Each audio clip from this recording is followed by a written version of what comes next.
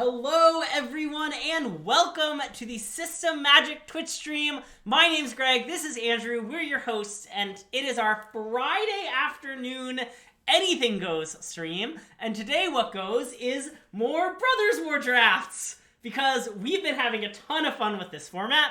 Now, if you've been following along, notably I said today we were going to draft Brothers War Alchemy, because somehow I got it in my head that Brothers War Alchemy was releasing today, when actually it releases like 5 days from now. So we won't be drafting Brothers War Alchemy because that is not online. You know what they say, what's a day or 5 between friends? Exactly. It's fine. You'll all be back in a few days. When we draft Brothers War Alchemy, maybe Tuesday, maybe later next week, who knows? It could be any day. And I love the Alchemy drafts. I think they're super fun. I think they always design kind of fun and unique cards for Alchemy, so I tend to really enjoy drafting them. But yeah, we are not, we'll see if we can draft even fewer win conditions, because we've been winning without many win conditions, so we can probably afford to shave some. Yeah, that's my analysis. Yeah. We should try to remove win conditions so that we win more. Although we did beat Sam Black because he removed too many win conditions. That is true. People who watched the last stream might remember. Don't want to go too far down the win condition. Yeah. Had to bin all his win conditions to find lands, and then suddenly there weren't any win conditions left. Yeah. Yeah. Yeah. Also, big thought I'd mention that all week, old streams have been populating YouTube, and we are officially all caught up. Every stream VOD that we have saved is officially up on YouTube. They've been kind of slowly releasing throughout the course of the week, so they're all up. Any other stream VOD that's not currently on YouTube is unfortunately lost to time, but there is plenty of content for you to go watch. So go ahead and go check out some of those videos if you would like to watch them. Give them a like while you're there. That really helps us out as more and more people flock to our YouTube channel for some great limited, pioneer, and modern content. And, maybe some other stuff in the future. Who knows? Yeah. Should we fire off a draft? I think we can just fire off a draft. I'm in. Oh, do you know what these things are? I earned some somehow. Do I need those to play in the event this week? I have literally no idea. Okay. You can't ask me things about Arena. Okay, maybe if I have 20 of those, I can enter the event this weekend without gems or something? I think that might, or without qualifying in some other way. Okay, sure. I think that may be true. Wow, that was a fast fire-off. Wow, a lot of people drafting today. Okay, so Siege Veteran's quite good, right? I agree that Siege Veteran's quite good. It's basically worse Luminarch Aspirant. Yeah. Famously. And we love Luminarch. We were just talking about how much we love Luminarch Aspirant. I think Greg was talking about the fact that he loves Luminarch Aspirant. Okay, you get those via ladder results, and they replace the need to win a qualifier. Okay, that makes sense. Yeah, I always get the, play bundle that gives you the Mastery Pass and a few free drafts. And this time they came with 5 play-in points. So, anyway, I think we should slam this Siege Veteran. I mean, to be clear, I think Skytrailer Spider is not far off. I agree that it would be... I think if this were a monocolor card, I would maybe take it over. No, I think I would. Wow, literal pay to win? Yeah. I guess, if I did it 4 times, that would be a pay-to-win situation. Greg loves paying to win. He's a pay-to-win enjoyer. Am I? No. Okay. I kind of hate paying to win. We also commented yesterday that basically we've never drafted white on stream. Well, so this is a good chance to do that, I suppose. So I like Warlords Elite quite a bit. I'm not unwilling to just take it. Yeah. I don't know what the next best card would be. Like, Mightstone's animation? Rock? I think Rock is the next best card. I kind of don't want to take, a medium blue filler card this early. This card is unplayable, right? I think it's stone unplayable. Oh, yeah, okay. I think Warlords Elite is just good, though. Yeah? I'm, pretty happy to take it. Yeah? I legit think if this was our pack 1 pick 1, well, first of all, we'd be sad. Right. But second of all, I think we might take Warlords Elite. Yeah? I think it might just be the best card. So... Okay, so now we're past this pack where the clear best cards are Prison Sentence and Excavation Explosion, I think. Well, yeah, I think we have to ask the question, is Excavation Explosion enough better that we take it over a non-color card? I think there's kind of no shot. Really? Wow, I was going to snap off I think it is. Really? I just think, like, it's better. Yeah. Is it really that much better? I mean, you get the scry too. I suppose. Like, okay. I feel like there are lots of scary things that Prison Sentence doesn't do. Like, you know, there are, like, Third Pass Iconoclast and Steel Seeker and, you know, like... Well, that's all true, but there's also just creatures with more than 3 toughness. Yeah, okay, we can take it. I like, again, to be clear, I think Explosion is clearly the better card. Yeah, no, I understand. I don't know, we have 2 white cards. And I kind of feel like this is a bit of a signal, like... It might There are be. no other commons gone, like... I'm not sure this isn't a signal. Okay, let's to be take honest. Prison Sentence. Well, okay, now we're going to take a red card, probably. So, well, maybe not. Wait, I don't want to take a red card. Well, are you counting Mr. Juggernaut as being a red card or not being a red card? Oh. I want to take Argothian Sprite, I think. Oh, maybe you're right, actually. I'm not sure between Sprite and Juggernaut here. It seems close to me. Maybe it's just Sprite. I've been pretty impressed by Juggernaut, and I like that it's playable if we're not red. Yeah. But... I mean, to be fair, I've been impressed with both of these cards. Yeah. We can take Sprite. I don't really know if it's right. Also, Sprite is a good combo with Siege Veteran. That's true. It doesn't only put things on soldiers, right? Nope, Yeah. it puts them on anything. And I mean, just the idea is just basically, as Sprite grows, I think it rapidly reaches a point the opponent can never block it. Yeah. Because so many of the large creatures in this format are artifacts. I'm going to take Sprite. Yeah, I'm completely fine with that pick. Okay, so now the pick is interesting. I agree. Because we did just take a green card, and there is a Boulder Ritual in here, which is a very good card. Right.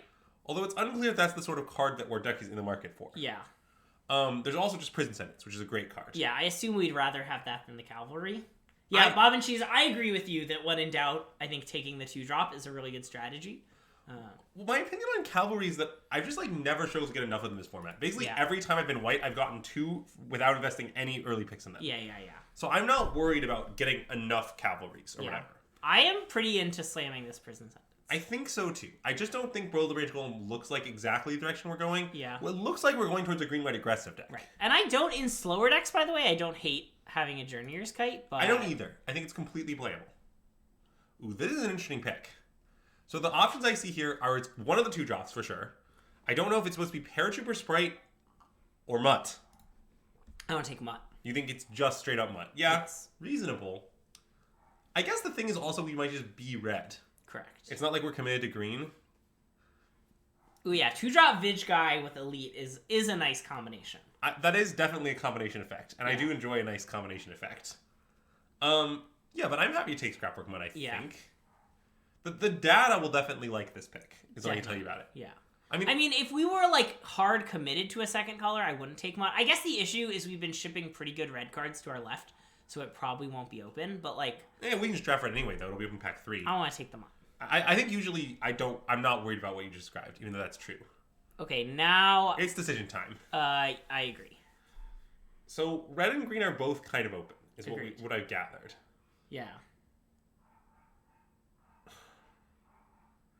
Sort of want to take Juggernaut. I am fine taking Juggernaut here. Well, the reason I want to take it is that I think it leaves us more open, for one thing. We could just still just be green, and I also think, I'm maybe even leaning towards being red, but it's close. Yeah, and we can find a way to splash both it and the Mutt's Unleash, or Unearth. Well, we also could theoretically be green-red. I'm not saying it's that likely, but it's not out of the question. That's true. Okay, I'm going to take Juggernaut. Well, now it's awkward. Because here's what's weird. So, Air Marshal's very good. Yes. And it's very good with soldiers, which, looks kind of like what our white cards are doing. Yeah. But we also could just take Blitz Automaton or Military Discipline. Or Sentinels. Probably not the Stalwart. I think not the Stalwart. But I think that you think Stalwart is just great here. Well, okay. I kind of just want to slam Air Marshal. Maybe that's crazy. Okay, Chat we wants Stalwart. can take Stalwart. Okay. We can take Stalwart.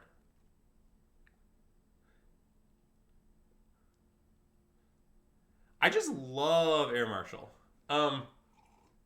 Okay, so now we just take Honor Guard. I think pretty. Is that better than this? I think so. I love Honor Guard. I mean, are you aware that it has 3 power and Blanchard Prowler is 1 power? Yeah. I mean, I guess we have 2 on Earth guys, to be fair. Ooh, I don't know. MSJ likes Prowler. Wow, I am not that into Prowler. Maybe I'm wrong. I don't know. Alright, I'm going to trust MSJ again. Okay, I don't know if I'm sold on this claim, but I'm willing to take Prowler. I love Honor Guard. Do people not realize that Honor Guard has Ward 2? Have they never read it? Do they not know? There are some dinky 1/1s around. I don't... See, I think I disagree with the claim there's so many dinky 1/1s. I'm not saying there aren't some. I think so many... That is egregious. I'm offended. Well, I mean, now I feel great about our colors, though. Blanchwood Armor? I'm going to take Blanchwood Armor. We could play Blanchwood Armor, legit. Okay, yeah, take it now. I don't think Lauren's Escape is a priority. I highly doubt that will make our main deck, but it could. I'm happy to move to the sideboard right now. So Gwenna is a card that I think is often hard to utilize, but it definitely is powerful. We also could splash that Vanguard, which is a decent card. I'm not sure that I want us to be that deep into red, though, is my concern. Yeah. This card's pretty good, isn't it? And this card's not that good in what we're doing. Well, it's not that good right now. That's true. Like, I've had decks where Gwenna is insane. Sure. But this doesn't look like them right now. Right. I'm not really sure of the pick. What do you think? I'm willing to take Vanguard. Vanguard is a better card, I think. Yeah. We have a Stalwart. Gwenna can also activate the abilities on the Argothian sprites. I want to take Gwenna. Okay, I want to take Gwenna too. I just think... Vanguard complements all the Stalwarts we're going to get. Well, I suppose. I think Gwenna is the Stalwart. Have you considered that? Gwenna is just big Centennial Stalwart. Alright, can I interest you in Green Doomblade? I would love a Green Doomblade. Yeah. You can also move on to the sideboard. That you can really interest me in. I believe in the Gwenna pick here. It might be wrong. I'm not certain. But also, like, Gwenna activates the off-color on Earths, which is kind of nice. Yeah. Like, Gwenna, like... Basically, I think it's weird to take a card you're going to splash over a fixer for that color. Yeah. Like, it just doesn't make a lot of sense to me. Okay, I want to take Evolving Wilds. I also want to take Evolving Wilds. Okay, I'm not even sure if we're going to play a mountain. But... Yeah. I'm going to slam this. Yeah, it seems right. I like where our deck is going. I do too. Okay, now things are interesting. Well, I like Juggernaut partially because it's good with Gwenna. And partially because we're already playing to, like, splash red a little bit. Yeah. I don't dislike Haywire Might. I also don't dislike Haywire Might. But I think I prefer Juggernaut here. Maybe that's crazy. No, I'm pretty into Slam the Juggernaut. Okay, I've had mixed results with Haywire Might. Yeah. The biggest problem is the non-creature clause is quite relevant indeed. Yeah. Even though the card is, like, extremely efficient. Yeah. Like, half the time it doesn't really do the job you want it to do. Whoa, what is this pack? Okay. The thing is, we kind of need some tricks. Oh, you want to take Giant Growth? Kind of. Wait, we only have 3 2-drops. You want to take... Sorry, 4 2-drops. You want to take Ambush Paratrooper? Power Stone Engineer is what I was thinking, but... Wait, I think We like Paratrooper might be better. Ooh, it does combo with Gwenna. That's true. Trooper also is good with Aeronaut, Cavalry, and Siege Veteran. Oh, that's true. I think there's, like, a lot of reasons to take Paratrooper over Power Stone Engineer here. I think I like it more than Giant Growth. Okay, I'm gonna take it. Yeah, I also think to be clear, I might make that pick in a vacuum. I'm not sure I wouldn't. I'm pretty happy with Paratrooper. I want to take Paratrooper again. Great. By the stats, a top 5 common in the set? Whoa, I would not have guessed that. Wait, so you should know that I may have called this, actually. Really? Okay. Well, okay, here's the story. At Summit, well, that's offensive when you take Battery Bearer as a statement. Okay. You don't want to take this. We're not going to play it, but okay. We can take what you want. Let's let someone else have fun. Okay. That's fine with me. So what you should, I'll be specific about the claim I did, because I didn't literally say top 5 common in the set. Yeah. So, at Summit, Sam Black and I were talking about Ambush Paratrooper, and Sam Black tends to phrase things in terms of 17 lands data. Sure. And he asked me, like, what do you think the data will say about Ambush Paratrooper? Okay. And my claim was, I think, hot take, the data might claim it's the best white common. That's what I said. So that's not saying it's... That's not the same as saying it's top 5 common in the set, obviously. Yeah. Wait, what do you want here between Energy Refractor and this card? No, I think Refractor. I love Refractor. Cool. I want to make sure we can do I want to make sure we can do this red spell thing. Yeah, I mean, notably, Refractor is pretty bad at casting this, so it kind of does nothing in our deck. Yeah, but we might get some, like, artifact things. Okay. I also don't really care about the Power Stones that much. I don't know. Sure. Lauren's Escape we might play. Yeah. I'm not saying we're going to, but we could. We could also, like, maybe play this if we ended up with, like, another Refractor. I don't really want to play that, is what I would say about that. Yeah, I know it might be good, but I'm not out on playing the first Lauren's Escape necessarily. Yeah. Like, I'm pretty worried about our trick count. Okay, well, Military Discipline will make me feel better about our trick count. Okay. Also, like, we have this, like, Blanchwood armor. We can, like, suit up and protect the guy. I mean, maybe we aren't playing the Blanchwood. I don't know. Survivor, I guess. With I think, intent to not play it. Agreed. But I don't actually think Survivor is heinous, to be clear. Agreed. I would describe it as bad, but not heinous. Ooh, does Matrix work in our deck? I think I'm not particularly... Wait, I think Giant Growth is better. Agreed. Yeah.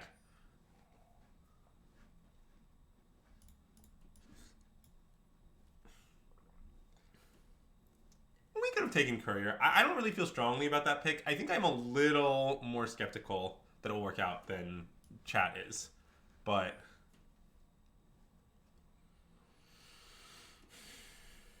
Warlords Elite? I mean, I like Warlords Elite. Like, I mean, our deck is capable of going 1-drop, 2-drop Warlords Elite, which is obviously insane curve. I mean, we only have one 1-drop, but yeah. Only one 1-drop so far. True. I mean... There's a 1-drop in our sideboard. It's honestly not that far from being in our deck right now, I think. Yeah. Okay, this pick I think is interesting. Because I could see any of Scrapbook... I mean, I guess the third Paratrooper probably is Diminishing Returns. Yeah. So I guess it's probably Opportunist. I think I want to take Opportunist. Yeah, I mean, we don't... I think... Oh, that actually occurs really nicely into turn 4 Mishra Juggernaut, too. Yeah. Which we have 2 of. Yeah, I want to take Opportunist. Nice. I mean, it's also good with Warlords Elite, for example. Ooh, Scrapwork Cohort. Oh, yeah. I love Scrapwork Cohort. Yep. Easiest Scrapwork Cohort of my life. And we have no 4s. It's literally our first 4-drop. I mean, that is an insane stat. I guess we should probably try to get a few. Yeah. I mean, it's weird. It's a very weird problem to have. You can put Escape in the sideboard, I think. Lauren's Escape? Yeah. Oh, I guess, yeah. I mean, we can think about what else should go in the sideboard. Perhaps, well, I don't really like... This mode, I've been told, is not good for viewers. Because the cards are so small. Yeah, it seems debatable to me, but that's reasonable. We can switch to this. So what's our artifact count like for Vanguard? Because I don't dislike Vanguard, but I don't know if our artifact count is there, is my concern. Wait, I want to take Stalwart. Is that a crazy claim? It's because of double Warlords Elite that I really want to take it. Yeah. I mean, and like Lay Down Arms is a fine card, but we got plenty of removal. Yeah. I don't want Lay Down Arms.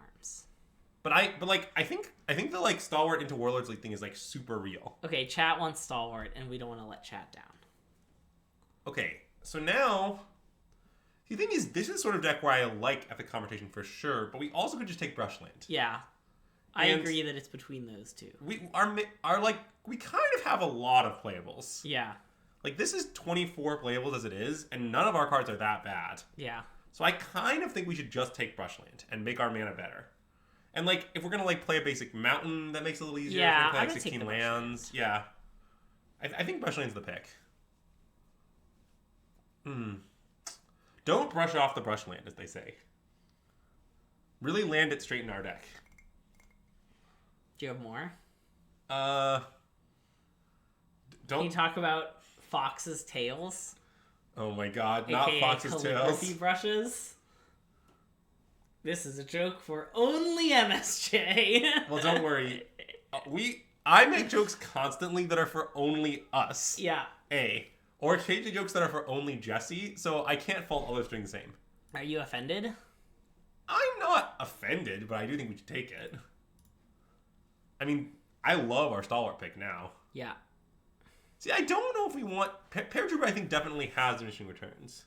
But I guess we're not going to play military discipline anyway, so I guess take Paratrooper. Collection? I think we should not take the Collector. I mean, maybe I'm wrong to say 3 is too many. I just do think, like, you usually only want one in play at a time. Are we going to play Veterans Power Blade? I was just wondering that. I mean, this is a soldier. Our deck is pretty heavy on soldiers. It's pretty good with Ambush Paratrooper. Yeah. I mean, Airlift Chaplain is a fine card, certainly. Yeah. Like, it recurs worlds. We have a lot of 3s. Okay, maybe we should play it. I think it is accurate to say I do not like Chaplain. I mean, I'm not saying I hate it. It's like a playable card. I'm not like... I have not been impressed, is I guess what I would say about it. I guess this deck has some win conditions in it, doesn't it? Yeah, I think we drafted too many. Yeah. Also, hot take, I think you were right, Energy Factor is not in our deck. Nice. I also think Blanchwood Armor is probably not our deck. Partially because the problem is that we're pretty evenly split. Like, you really want to play more Forest with Blanchwood, and we're not really going to be able to do that. Yeah. But this is 24, and we're playing 16 lands, so, like, this could work. Yeah. You can take anything you want. Let's say Gruesome Realization. Okay. What would you say is the realization that's so gruesome? It seems like Phyrexia. We're not gonna splash Whirling Strike. I'm not sure what to say to that comment. Right, Urza's like, holy crap, Mishra, you've been taken over by Phyrexia.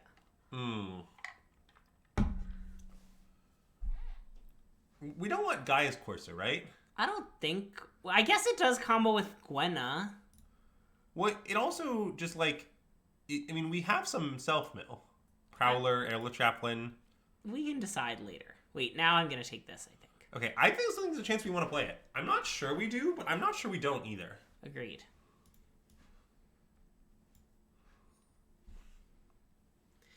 This is Brothers War. I was wrong about the existence of the new thing. The new thing does not exist. Yet. Okay, well, we gained some more 2-drops at the end. I predict we'll cut some of them. Right. Well, okay. I sort of think if we're playing the Veterans Power Blade, I want to play all 3 Paratroopers. I also don't think Survivor Crawlers is out of the question with 3 Warlords Elite. Because again, going 1, 2, 3 is insane. Yeah. Okay, I think these are all the cards under consideration, though. And can you T-Cree? But see, okay, here's where I bring this up. Look at our 3-drops. Look that we have a million of them. Yeah. Look at who the worst one is. Who could have foreseen it's Airlift Chaplain? Yeah. Survivor is quite good with the sword. I want to play Survivor, I think. Okay. I think I want to play Survivor and Sword, but I'm not sure because I'm not sure how to make space. Like, I want to cut many Prowlers, I think.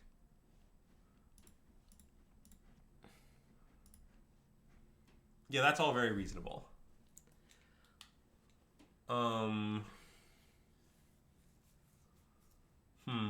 Now it's hard because I like. Well, we can cut. I think we're gonna cut 1 land. Oh yeah, we're definitely playing 16 lands. Oh, for sure, for sure.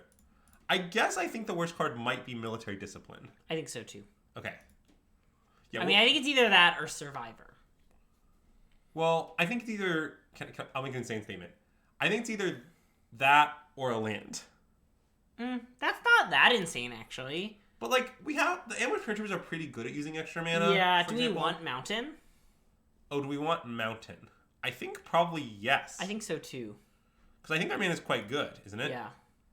I'm not sure which color we want one less of, though. Is that the question, right? Because like. Oh God.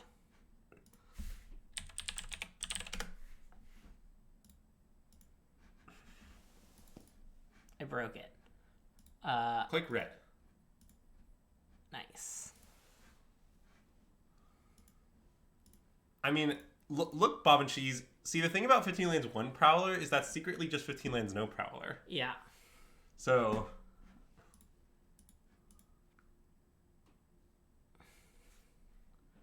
I guess I can see. Wait, this is 17 right now, right? Correct. Well, I want to play 16 for sure. I know. I don't know which to cut between Forest and Play. No, I guess I like 16 because we have a lot of like all these sprites and Ambush Paratroopers really spend excess mana very well. All this Unearth, like we'll be fine with 16, I think. Okay, so which land? I think it's one less planes.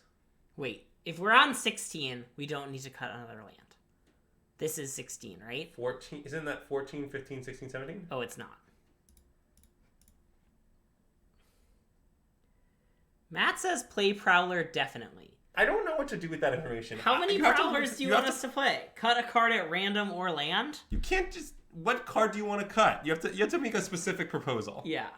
I'm not interested in cut a card at random. I don't believe that. Like, we have 3 Prowlers. We have 3 Prowlers. We could play all 3 of them. You would have to propose 3 cuts. What are they? Like, I don't know. I just think it's the worst card. I guess... Okay, wait. I want to make an argument about Survivor of Corliss. Mm-hmm. I get that it's good with Warlords Elite and Veterans Power Blade. But all of our cards are good with Veterans, with Warlords Elite and Veterans Power Blade. I don't think we have to work to make those cards good. Wait, I don't think that's right, Greg. I think playing Warlords on turn 3 instead of not on turn 3 is a huge difference. Okay. Yeah. Like, if you win in turn 3, your opponent is fucking dying. Yeah, I guess. Like, I think it's a big deal to have one drop. Matt wants to cut Power Blade, Elite, and Cavalry. I guess I can see cutting Cavalry. I don't want to do that. We could cut Cavalry land for Prowler.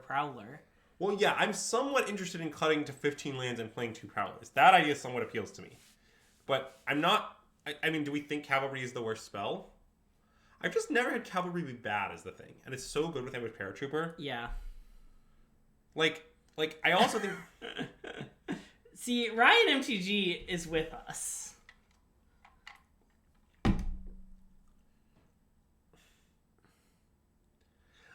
I think I just don't understand why Matt likes Prowler so much is the thing. Like, I think it's clearly fine. And I guess I like that it lets us cut lands.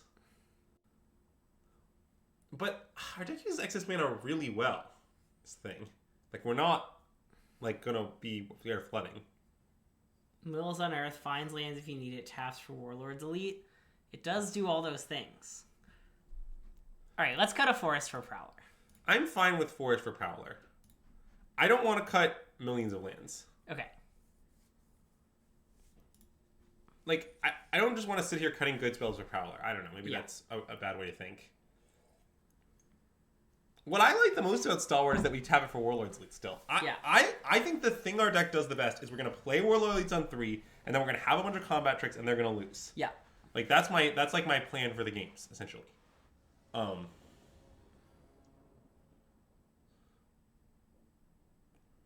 Well, this hand's bad. On the play? I think we should mull. Really? Okay.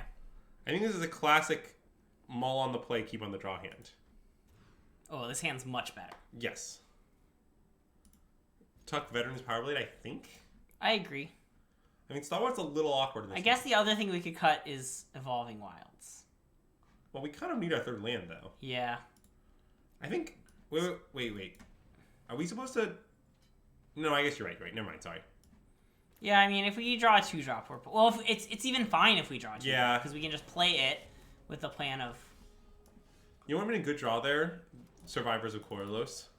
Branchwood Prowler? Well, also true. And then we just fetch Montana. Do you want Mountain? Probably. Yeah.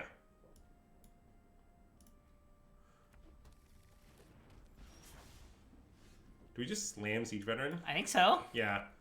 And we just start powering up Sentinel Stalwart. Sentinel Stalwart is on the warpath, Greg. Yeah. He's coming. We also can currently play both the cards in our hand, for the record. Wait, what do you mean? If we tap all of our permanents... Wait, that sounds good. Maybe it's... Sorry, we're 1 off, right? We can... Oh, we can just play it for 5. Oh, no, sorry. That doesn't work. Yeah, the problem is we need a 3rd real mana, which costs us 2 tapping of permanents, so we can't do that. Yeah. So given that, I guess I think we should just play a land and play Warlords Elite. And tap this, and then attack for 3? Or tap a land and Siege Veteran, yeah. Yes. Oh, wait, why? I don't really know why we're pre-combating, but... Sorry.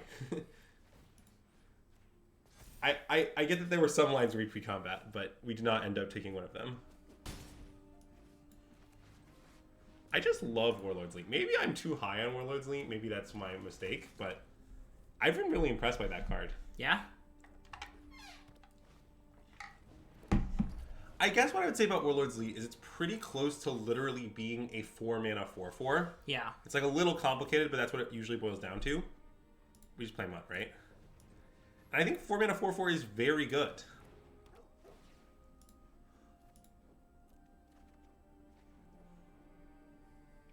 So if we make our Warlords lead a 5/5 and attack, what are their blocks? Wait, I'm also wondering if we make them both 4/4s. What are our attacks? Oh wait, they just don't have good blocks on a 4/4. Is that true? They can. I mean, I guess they can block Strong Bull and Ward Guy, and that's fine. We'll just trade with Strong Bull. I mean, that's not 4 power. They also put the combat career. Oh my god, you're right. Wait, yeah, I want to make them both 4/4s. Make them both 4/4s and attack. Yeah, I'm in. They're also both soldiers. They are both soldiers. It's pretty good for us.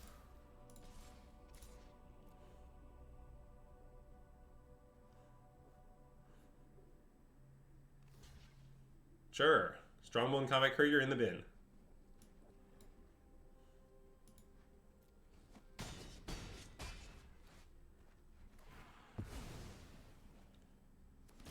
Should I play this? I think so. I mean, we definitely want him to play, right? I mean, we do have this Mutt coming back, but there's no way we're gonna tap. Yeah, but we're not gonna use Stalwart for mana. Yeah, Stalwart has Stalwart has a job. Yes, and it's to attack. He's not really about that anymore. Does it count itself for the 1/1 ability? No. Okay. That's an insane attack. Yeah, it is an insane attack. I just want to attack with everyone and play Juggernaut. Agreed. As Kai would say, everybody Dougie. That is what Kai would say, just so you know. Nice. And I think this Juggernaut's about to pick up a sword. Oh wait, what's the equip to a non-soldier? Just 2, right? Oh, you're right. Okay, yeah, that could work. I guess maybe this wants to wear it. Well, does it... Why? What does it change about their blocks if on that? I mean, then... I want Juggernaut to wear it. Okay, yeah, I want Juggernaut to wear it too. Unless we want the 1/1 to wear it. Or the Mutt. Yeah, I think the alternative is to go to, like, neither of them. But I think just on, like... So what are their blocks on Juggernaut? Like, probably 1/3 and 2/2. Right, so we're just hitting them for more damage with the trample? Yeah. And then they might... I don't know if they're going to block like this on this, or... Yeah. Wait, what happens if we put it on Mutt? That's a little appealing to me. No, we should put it on Mutt. You're right. I'm sold. And then we attack with the non-1/1 creatures.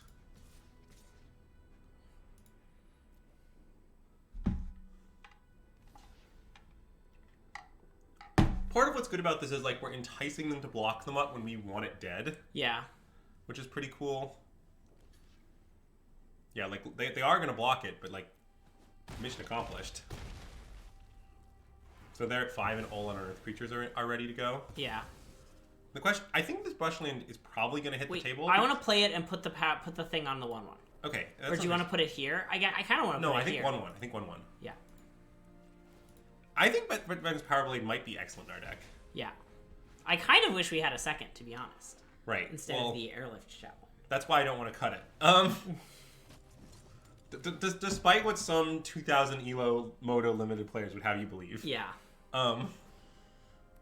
Oh, great question about today's candle sponsor. Hold on, we'll answer that once this game is done. We got some winning to do.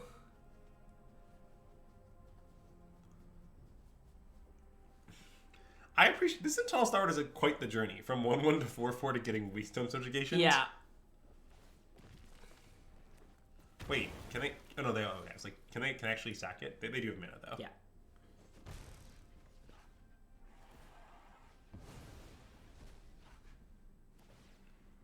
All right, so we can bring back Juggernaut. I assume we want to do that. Definitely. Yeah. And I think I want to attack with the thing. Yeah, just attack with both. Yeah. Because they have to chump block at least one guy on the Juggernaut, right? Yep. Okay, I'm in. So like, I get that this isn't optimal, but it's gonna happen. Oh, what? That's insane. I don't really understand why they chose to do that. I don't think they know what Unearth does. Yeah. I think they do not. That's my only explanation for what just happened. Yeah. The game isn't... I guess they Well, play we nothing. have... Yeah. If they don't have anything to stop the mutt, they're dead. I mean, they need a ham sandwich. But... Yeah. Well, a lot of cards don't stop mutt. Okay, hit him with the candle sponsor, Greg. Hit him with the candle sponsor. So we're back to being officially sponsored by unofficially sponsored by the discount candle section of Target. After our foray into local candle maker 108 candles, we're back with Target candles. We've got the nice water mint and eucalyptus from the Threshold brand. Big fan of this. Notes of spearmint and geranium. Definitely has a bit of a mint sensation to it. I gotta say, the Threshold candles are kind of hit or miss, but I think this one is solidly in the hit side of the Threshold candle brand. But yeah, here it is. Yeah, I think this is one of the better candles we've had. Yeah. What I've learned is what you want in a candle is subtlety. Yeah. But not too much subtlety. Some of them just smell like you can't even notice there's a candle going on. Is Mishra's Juggernaut supposed to be reminiscent of a different card? Maybe Mishra's Bauble. I assume that you're trolling. So, as a follow-up to this, Greg, would you say that you like it when your candles put creatures on top of their own libraries? I like it when they give creatures -5/-5. Okay, wait, I don't know what you're... How would you feel about putting Planeswalker spells on top of their own libraries? I still prefer giving things -5/-5. I want to play Mud and discard a land. I guess that's better than trying to ambush this. It's not if the ambush works. Yeah. We can just pass, actually. I'm off it. We might want the land. So, like... Oh, God. Okay.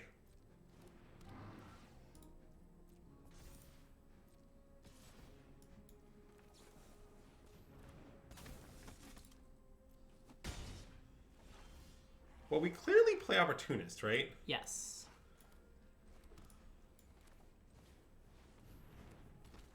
So Greg, I was referencing the card Subtlety. I was referencing the card Blood Tallow Candle. Oh, I see. I'm gonna attack, I think. Unless you want to block Simming... Well, it won't, because this is gonna attack and give it +1/+1. Oh, you're right. Okay, you're right. Might as well attack then. And I don't know if we want to trade... I guess they might just attack with Simulacrum now. But they don't have green mana. We can just block. Yeah. Like, that seems fine to me. Like, we can block and next turn play Warlord's Lead or something. Yeah, I think if they just attack with the 2/1, I don't really want to block it. Mostly, I don't want to get tricked. Okay, well, what if they Prisons and hits for 6? Well, there's not that much we can do about that. But we can then tap that guy for mana. Correct. So, wait. We have the option to play... Ooh, that's nice. So, we could play Warlord's Lead with Giant Growth up and pass, is one option. I kind of just want to play Mutt Warlord's Elite. Yeah. I'm fine with Mutt Warlord's Lead, I think. Yeah, let's do that. And then we're going to tap Well, Power Stone and land for Mutt. And then one of our creatures and our Growth and Opportunist for Warlord's Lead. Yeah. So probably the 1/2. Yeah, the 1/2, I think.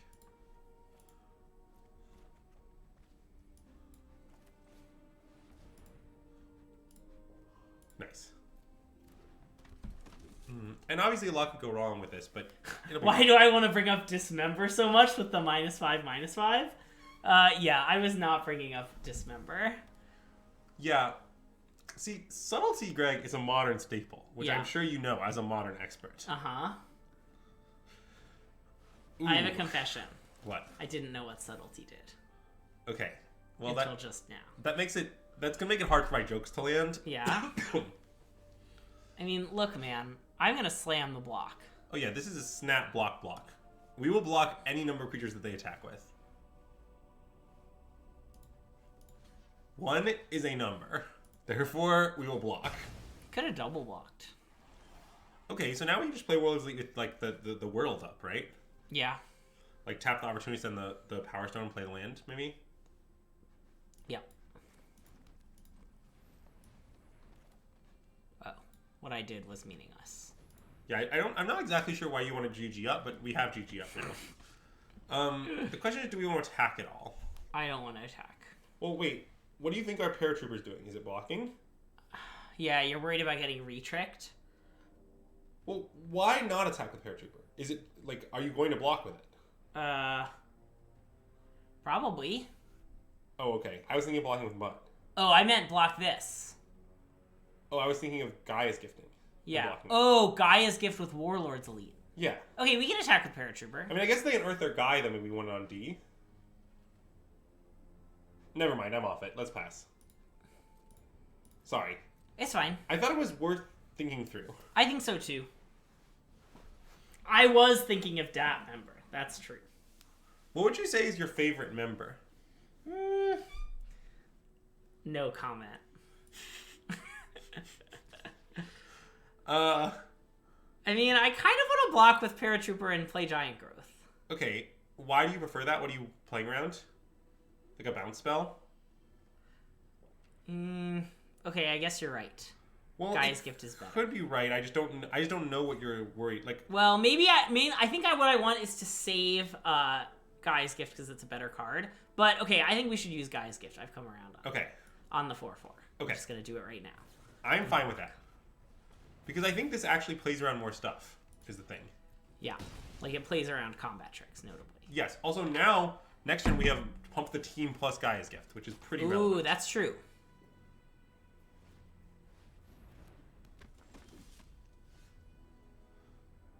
Okay, so how many blockers do we need back? Probably a decent number. Yeah. Probably all of them. That's kind of what I'm thinking too. I mean, I guess Ambush Paratrooper plus Giant Growth blocks this. Oh, you want to send just this. So we could send 5/5 and try and turn the corner a little bit. That might be good, actually. And we don't... I'm pretty sure they don't have a trick, because they... Well, like... There's lots of tricks they could have, you know... Yeah, I think they don't have a trick. I want to attack with this. I'm fine with that. So, look, Bob and Cheese, it's really easy to remember which keywords gift grants. Okay, let me explain how you do that. If you name a keyword, gift grants it. Yeah. So if you're like, wow, gift gives X, the answer is yes, for all X. Undying? Yeah, it probably gives that. Yeah. I like Indestructible Undying. It might as well give Undying, you know? Like, I certainly can't say it doesn't. Mm-hmm. Oh yeah, it grants horsemanship. Definitely grants horsemanship. No problem. It's just that you don't usually want to commit to horsemanship before they block, you know? Yeah. Because guys are just so valuable after they block, so it doesn't really come up very much.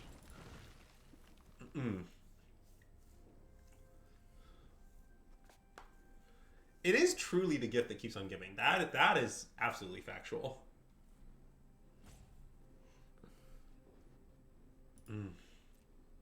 Would you say that you generally prefer gifts that keep on giving or gifts that stop giving? And hey, K. Larm Ravenous Gigamole. Wow, that's Great quite the name. And thanks for the follow. Okay, so I want to block Warlord's Elite and the 3/2 as planned. The Phalanx Vanguard. Yeah.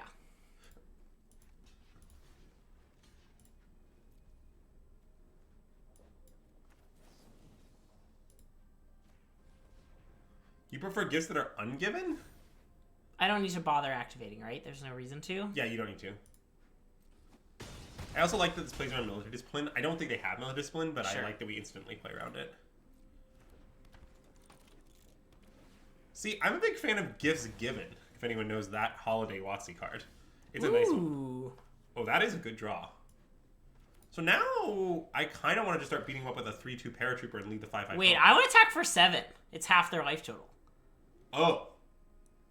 Wow. Yeah, that sounds good. And leave this back. This... Well... No, we just re-equip to that afterwards. Oh, good point. I don't even need to play the planes. Yeah. That's what I was thinking, at least. I mean, we also could notably left one up while we did all this. It wouldn't really matter, but for some reason our planes was tapped to the auto-tapper. But that's okay.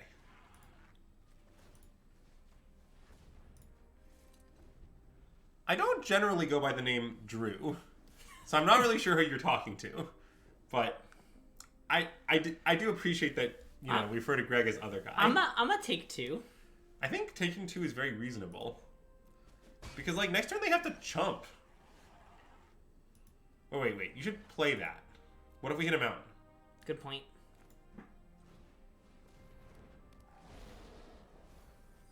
Alright, I would like to have with both. God, I wish it had an attack. Attack with both like this? Yes. Oh, that makes sense. They still have to chump and they just take 3 to 4. Yeah, I mean, they will get a Thopter that can attack in, but that doesn't matter. Yeah, I don't think that matters. I mean, there are any tricks to get +3 power in white-blue, so... Yeah. If they were green and they, like, could threaten giant growth, it'd be different. Yeah. But, like, that's just not the case.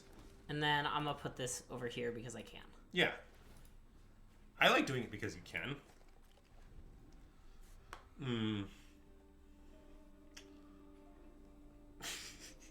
God. I think playing for Platinum is trolling us, but their comment amuses me greatly. Nice. Dang. I loved attacking for 7 on that one turn. 7 is so many. This line leaves us dead to exactly take flight. That's fine. Yeah, I would make the same play again. Yeah. If they top deck that card, they top deck that card. Each brother has an assistant. Urza has Tawnos while Mishra has Ashnod. Mm-hmm. Wait, I thought Ashnod was not with the Phyrexians. I think Ashnod is the assistant of Mishra, and then once Ashnod finds out about the Phyrexians, Ashnod abandons ship. Okay. I think is the joke. Okay. Thank you for explaining the joke. I was confused. Yeah. Ooh, like to shorten people's names. Legit didn't know my name since you only follow Andrew on Twitter. I'm Greg. Nice to meet you. Welcome to the stream.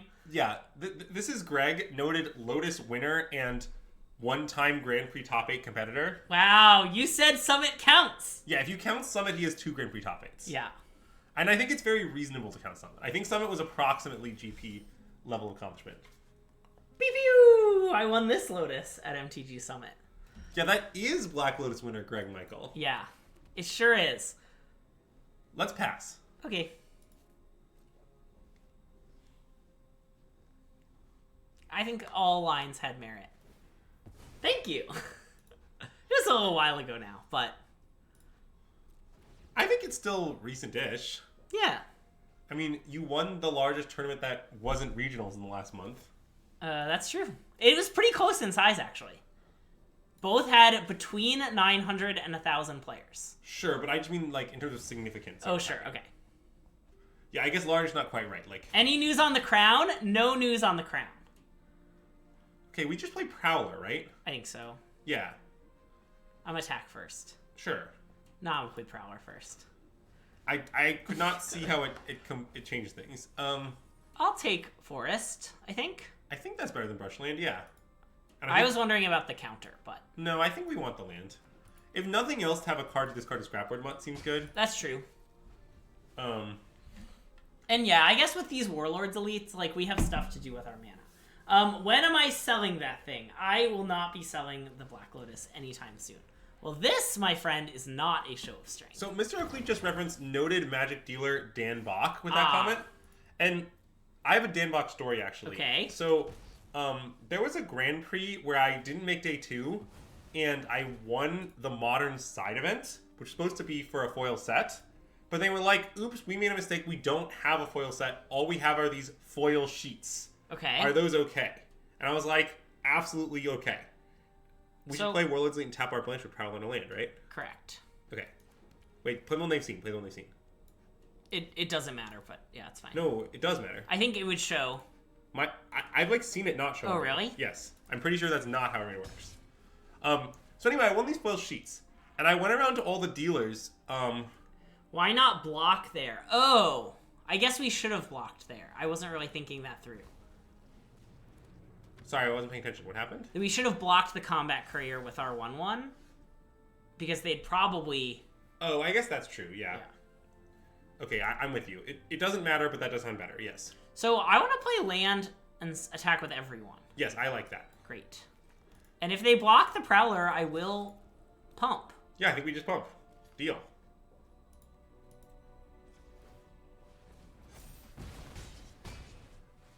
I mean, I get that we have lots of good cards that we did not get to cast as a result, but it's fine. Yeah, so anyway, so I went around to all the dealers asking them for prices on these sheets. And I think Dan Block offered me 400. Okay. And that was the best offer any dealers on site. And my friend who was involved in Magic Finance was like, if these people are offering you 400, they're not on the right planet for these sheets. So I no-sir'd everyone, and while I was driving home, my friend was like, okay, so I got an offer for 1,200 on the sheets. Holy buckets. So, anyway, that's my Dan Block story. Okay. To be clear, I don't think he did anything wrong in the story. Sure. It's just that the dealers did not understand what the sheets were worth. I want to jam with both and play this. Wait, I kind of want to play Paratrooper Warlords Elite. That's better. Okay, so I want to attack for just 4 then. Yeah.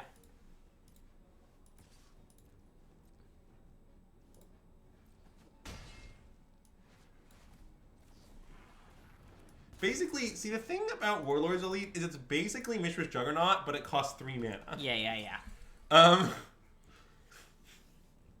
I am a little afraid. Well, I think our game state right now is could be described as, like, dubious. Yeah. Like, we aren't losing, but if our opponent plays Boulder Branch Golem, we've, like, immediately lost. Yeah. So that's a tough situation. This isn't the stall of someone who has Boulder Branch Golem, though. Yes. I guess it could be the stall of someone who has Boulder Branch Golem and a 2-drop. I guess that's maybe true. Yes, Battery Bearer is insane. Yeah.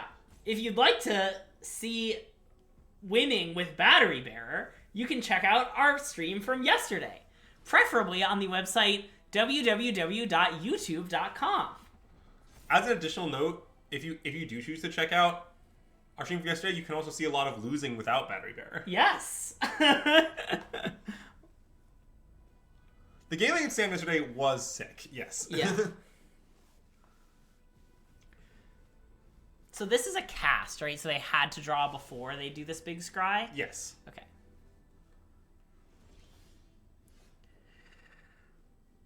Well, I think we just alpha. Yeah, and if they block this, we just say okay.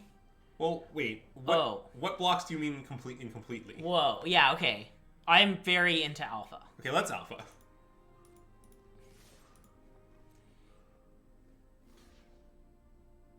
What? Wait, they double blocked? So we just Giant and they die, right? Wait, or we just acted. They just left themselves dead on board to our onboard trick. 4, 5, 6, 7, 8, 9. I'm just gonna activate. Okay, sure. I would order Battery Bearer first just in case something weird happens. Yeah. But yeah. Goodbye, opponents. Sure. That was weird. That's okay. They're allowed. That's a legal play. I mean, I'm pretty sure we were going to win, but I think so too. If they scried a Boulder Branch to the top, it was anyone's game. Yeah. They really just like snapped off that block. They should have thought about it. I don't know why they snapped it off. It's just like you're dead on board. I mean, probably they didn't realize they were dead on board. They should have thought more. Is 103.4a the rule that's you can concede any time? Probably. Yeah. Yeah, okay. Nice. I'm not an expert on rules by number, but I do know a few of them.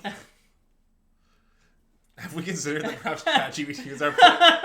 Wow, great question, CHMGG. I had not considered that. Yeah.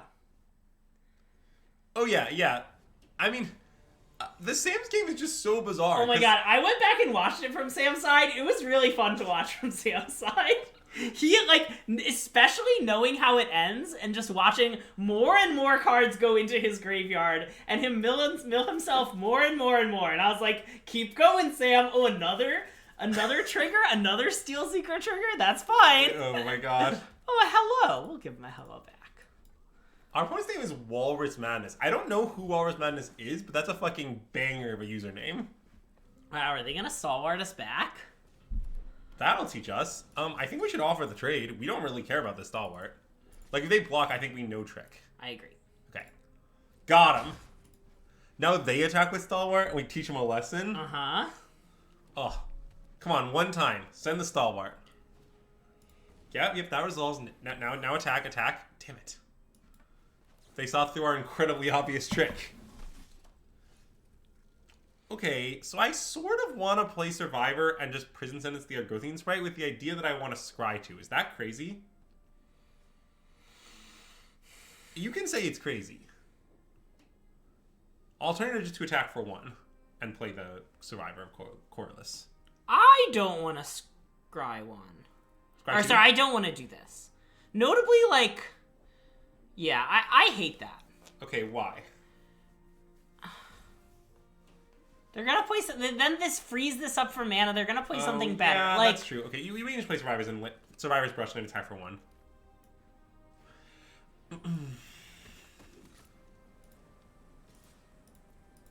I don't like the aspect that it frees up their mana, I admit. But I was thinking, like, we might want to, like, start, like, activating our Paratrooper. We have, like, a lot to with our mana. Well, I don't know. yeah, I mean, But I guess it's only kind of true.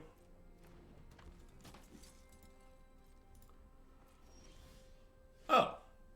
Okay. Let's play that. Agreed. So we just play a land, play it, tapping Stalwart land? Yeah. The classic tapping Stalwart for mana in a more direct manner? This thing does not have reach, right? Yeah, okay. Chain Dancer does not have reach, yeah. Were you thinking that his chains were so long he could, like, hit the sky with them? Okay, sorry. If he was, like... He's just not that... He only dances with them. He doesn't use them as weapons. Yeah, I think that the chains are more of his emotional support. I have no interest in blocking. No. Nice. Easy take. If our opponent wants to tap a thing in their land to activate, fine with us.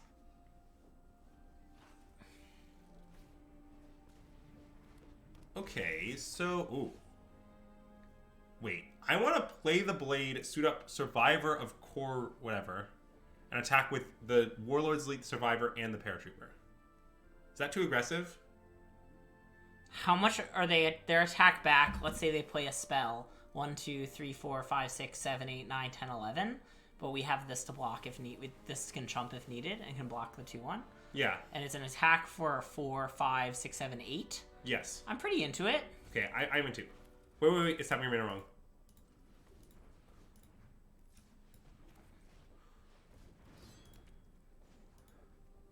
Yeah, I love Veteran's Power Blade. I'm very glad it's not a Prowler, is my comment on it right now. Paratroop 2, right? I know, I was just double checking. Okay, you were thinking about leaving it home? I mean, we could leave it home, I suppose, but... It seems to me that if our opponent alpha's back, they just lose. Yeah. So... The reaches that you are typically reaching for playables when you play it, yeah, that's very accurate. The reach on... Oh, this, yeah. No, Gaia's Gift is Gaia's Gift, yeah. Gaia's Gift is very playable. Is it a top 5 common? I don't know. Okay. Someone who knows the data, tell us if Gaia's Gift is a top 5 common. There's no reward for this, but just tell us. It's a top 5 common in my heart. It's certainly a top 5 Greg favorite cards in the set. Yeah. Partially because it may be top 1. Yeah, probably. Well, I mean, I thought it was close between Gaia's Gift and Basic Planes. Oh, fuck, I forgot Basic Planes was in the set. Well, you see, this is any set. Uh-huh. Wait, which card is that again? It makes red sources and artifact sources deal 1 more damage always. Okay, I mean, that's weird. It's not that good.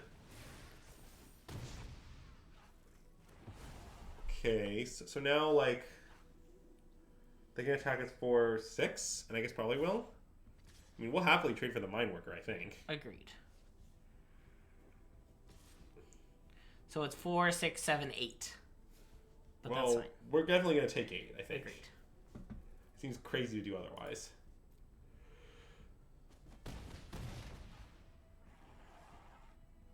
And now things are interesting. Because now we have to be pretty careful, I think, to not lose. See, I guess what I think is we kind of need to be, like, a little passive. Yeah, but I also don't want to sit around forever. I know. Well, okay, I basically think the only decision worth making is, are we attacking for 4 or attacking for 3? I agree. We do want to prison sentence this, right? Yes. Let's do it first, see if the scries inform our play. Okay, it's tapping out of white right now, though. Yeah. I like that.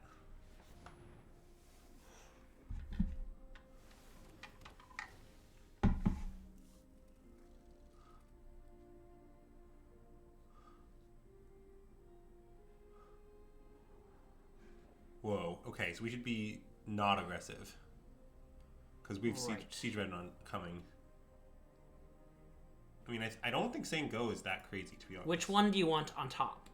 I think Siege Veteran. I agree. I think order them like that, yeah. And then I kind of think we should play force say go. Is that crazy? Because if we attack for 3, aren't our blocks pretty bad even with gift? I guess we can attack for 3, then move the wait, I guess we can attack for 3, then move the blade. We can attack for 3 in the air. No, wait. Attack for 3 on the ground, then move the blade, then have guys gift off this tunnel stalwart, is what I propose. Thoughts? That seems good to me. I like that, I think. Okay.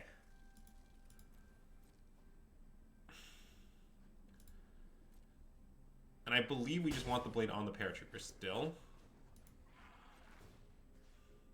Yeah. Okay. It's a 3-2. Wait, I maybe want it here. Well, I think the idea is I want to block Mine Worker with a stalwart, and I want to block Ambush Paratrooper on something and gift it. Okay. No. Silly auto tapper. Tricks are for kids.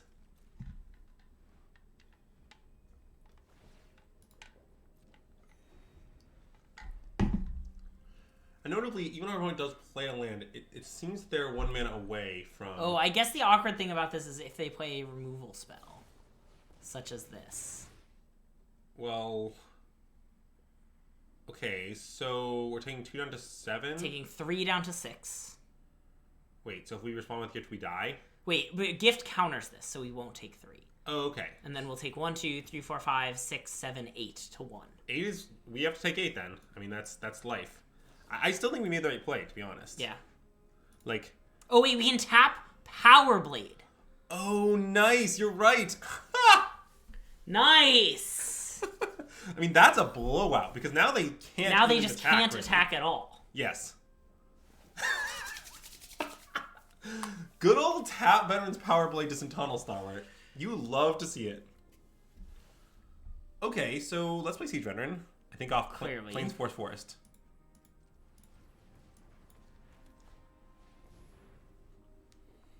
I mean, okay. I'm interested in attacking with Ambush Paratrooper. Yeah, and where are we putting the counter? So they are gaining some life. Well, they take 4 down to 3 and then go back up to 4. Yeah, maybe just putting it on Ambush Paratrooper is reasonable. Yeah. And then we just post-combat move the blade, taking 1 damage. That seems fine. And put it... We don't even have... We can just pay the 2. Oh, yeah. Okay, great. Yeah, love it. Let's do that.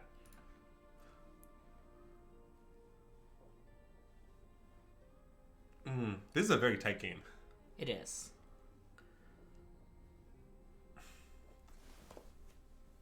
Which, again, I think is mostly just great. Tight games? Yeah. I love tight games. Sure. I mean, basically, so we put them in a situation where they are dead next turn, pretty much, period. And their card is a spell, I think. But it's pretty hard to kill us from this situation. We have 3 blockers, and like even if they kill one, Siege Veteran makes a 1/1 unless it's Siege Veteran they kill. Yeah. So it seems decent. Oh yeah, I love them playing. That's not a play of strength. I mean, it might be the right play, but for sure. I mean, it clearly was. If their card was Mountain, it was the right play. Good game. Woohoo! Whew! That was tight. Jeez. That was an insane game. I guess if we had kept Juggernaut on top, we would have won also. Well, it's actually a bit complicated. Probably. The ability to move the blade around was really big there. Okay, you're right. I guess we still would have, because the blade was already on the flyer, right? Yeah. So we just wouldn't have been able to move it post-combat. Yeah, I guess we probably would have won. Sam, I like the part where you had Sentinel Stalwart. I mean, Sam, our deck has multiple Sentinel Stalwarts in it. Man, chat really loves Sentinel Stalwart. Well, what I like the most about Sentinel Stalwart in our deck is that it's a vanilla 1-mana 1/1. Yes, for our 3 Warlords elites. Like, we did tap for mana that game, I guess, but I think we tapped for mana extremely infrequently. God, tapping the sword was so good. I know. I mean, it was literally just between winning and losing was tapping the sword. Yeah. I mean, I guess if they had alpha'd, we would have alpha'd back and killed them, so they couldn't have alpha'd, so... Sneep. Yeah, I mean, this hand is great, clearly. Oh, even Sneepier. I agree with even Sneepier. In the immortal words of Greg, even Sneepier. Yeah. We play Sprite, right? I think we could play Prowler. The idea being that we want a final land for turn 4. Yes. Okay, I'm in. These things aren't attacking anytime soon. Yeah. And it's easy no attacks. Well, we played a 2-2 with no abilities. Okay. Well, it put Mishra's Juggernaut in our graveyard. I forgot we had this rare card. We've not drawn it very much. Uh-oh. Well, that's very bad for us. Anyway, Warlord's Elite. Yeah. I mean, we can attempt to just kill them. It's not that easy, but it's a plan. Yeah.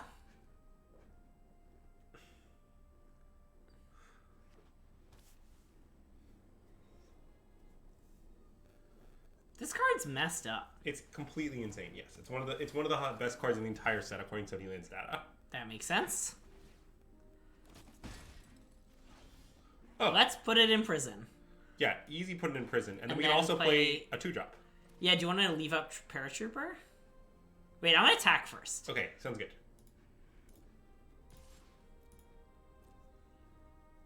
I think I'd rather just have our Gothian Sprite in play. Is that reasonable? Yes, I want to also... After some thought, I agree. Okay. So, putting this in prison. And we can also see if the Scry... I'm going to put both of those on the bottom. Yeah, I think it's easy double bottom.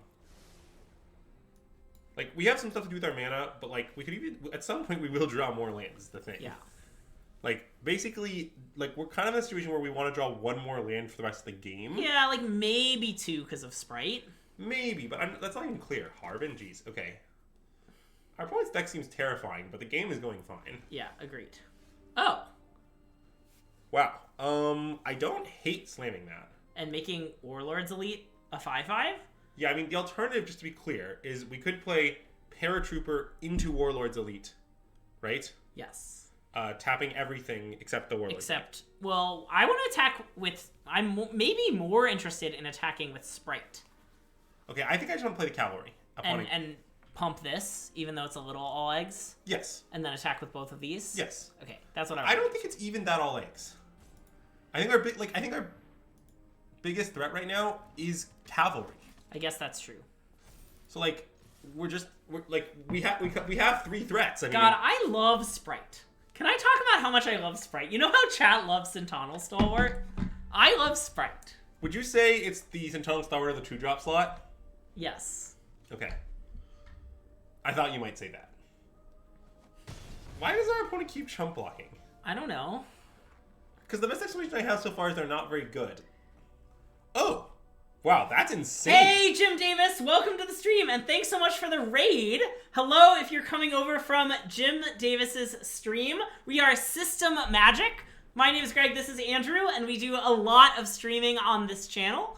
And we're currently playing some sweet Limited. Ooh, that was a great draw. Hello, A-Drawing. Welcome to the stream. Yeah, hey everyone, welcome. We are playing some Limited. We're currently, I believe, 4-0. Yeah, thanks so much. Hope you had a great stream. We are 4-0 with this sweet green-white aggro deck with a lot of Warlord's Elites, which, despite all the nonsense in this format, I think is my favorite archetype. Okay, wait, now we have to do some thinking. Well, I think it boils down to attack with the 3 big guys. I agree. Okay, let's do that. Pew, pew, pew. And hey, thanks for the follow. Sorry, a couple people just followed, probably from Jim's stream. Sorry, I didn't get to call all of you out, but thanks, Johnny Rock and Roll, for the follow. Yeah, and I hope you had a good stream, Jim. Yeah. Jim Davis I actually played a few times back in the day. Nice. So just play another 4/4, I think? Yeah, I think playing Warlord's Lead is we good can't here. play this and this. Right. I guess we could have held back 1 to do that, but I don't really care. No, honestly. I think what we did is right. Okay, and tap Stalwart? Sure. It probably doesn't matter. I think it doesn't matter, but Stalwart's fine. Oh, wait. Never mind. Yes, so, yeah, we drafted a green-white aggro deck here, chat. The highlight of our deck is that we have 3 Warlords Elites. So, like, our deck is... We put in, like, a lot of 1-drops to cast them on turn 3 as frequently as possible. Yeah. That's the gist of what our deck is doing. And our opponent is playing some sort of... Oh, wow. Also, the best card in our deck is Siege Veteran. Yeah. Let's play it, shall we? Let's play it, yeah. I love playing it. I'm not sure what we should... Wait, I just want to slam the counter on this second Warlord's Elite. Oh. Okay, wow, well, that's a our really opponent aggressive has concession. had enough. Okay. Yeah. Well, we sure won that match easily. Yeah. Yeah. But yeah, let's show off our deck real quick for those who are coming over. Yeah. So yeah, it's a pretty run-of-the-mill green-white aggro deck. We have some Centennial Stalwarts, which our chat is a huge fan of. And Chat so far, certainly likes it more than we like it. but I gotta say, it's been impressive so far. Yes. Big fan of it so far. We have 3 Paratroopers, which is a card I love. Yes, and and 3 Warlords Elites, and then, the Siege Veteran, which we just saw. We have this Gwenno, which is only okay. We're playing this Mountain just to flashback Juggernaut and this Scrapyard Mutt, and that's the deck. Yeah, it's a pretty run-of-the-mill green aggro deck. I mean, I think it's good, though. Yeah. Oh, yes, Veteran's Power Blade is excellent in our deck. Excellent. Yeah, awesome. Yeah, thanks, Sam. Maybe since we have so many new people, we'll just shout out our streaming schedule. So we do stream every weekday. Monday, Tuesday, Wednesday, we stream in the evenings. Thursday, Friday, we stream midday. And we alternate between Constructed and Limited, all competitive Magic that we do a lot. We also have this standing offer to rebuild sealed pools because we both identify as sealed experts. And so if you ever want to send us a sealed pool, you can do that. And we'll take a look at it on stream, especially with the big sealed event this weekend. Yeah, if anyone is playing the Arena Play-In event and is looking for some sealed advice, feel free to send some pools our way. Yep. Also, I'll shout out our YouTube channel, which we just launched and put up a bunch of old streams on YouTube. And so that is a good way to check out some of our older streams. But anyway, it's time to fire off this game and hopefully get the 7-0. Oh, I think I'm feeling pretty good about 7 wins with this deck. I don't know about 7-0. Yeah, but I think our deck we gotta get excellent. 7-0 for the content. It's because we've been losing in Yeah, look, in olden days, a glimpse of stocking was looked on as something shocking, but heaven knows. Oh my god. Anything goes. I did gather that you were quoting a song from Anything Goes. I could not identify which one. The world has gone bad today, and good's bad today. Wait. I want to play Prowler. And black's white today, and day's night today. And most guys today that women prize today are just silly gigolos. Alright, so are we playing Gwenna next turn? I was too distracted by reciting the lyrics of Anything Goes. Yeah, I think so. I think just playing Gwenna and just accelerating into... Hey, Mike Provencher, thanks for the follow. I assume that was because I know the lyrics to Anything Goes. Yeah, I was going to say, if you're worried that Greg does not have enough knowledge of musical theater, I would say that's rarely a problem. There might be some musical theater themed streams in the future. That is a great draw. We should absolutely slam Juggernaut, because it untaps Gwenna, and we make another play. This doesn't matter. It doesn't matter at all. Pick any 2 colors you would like.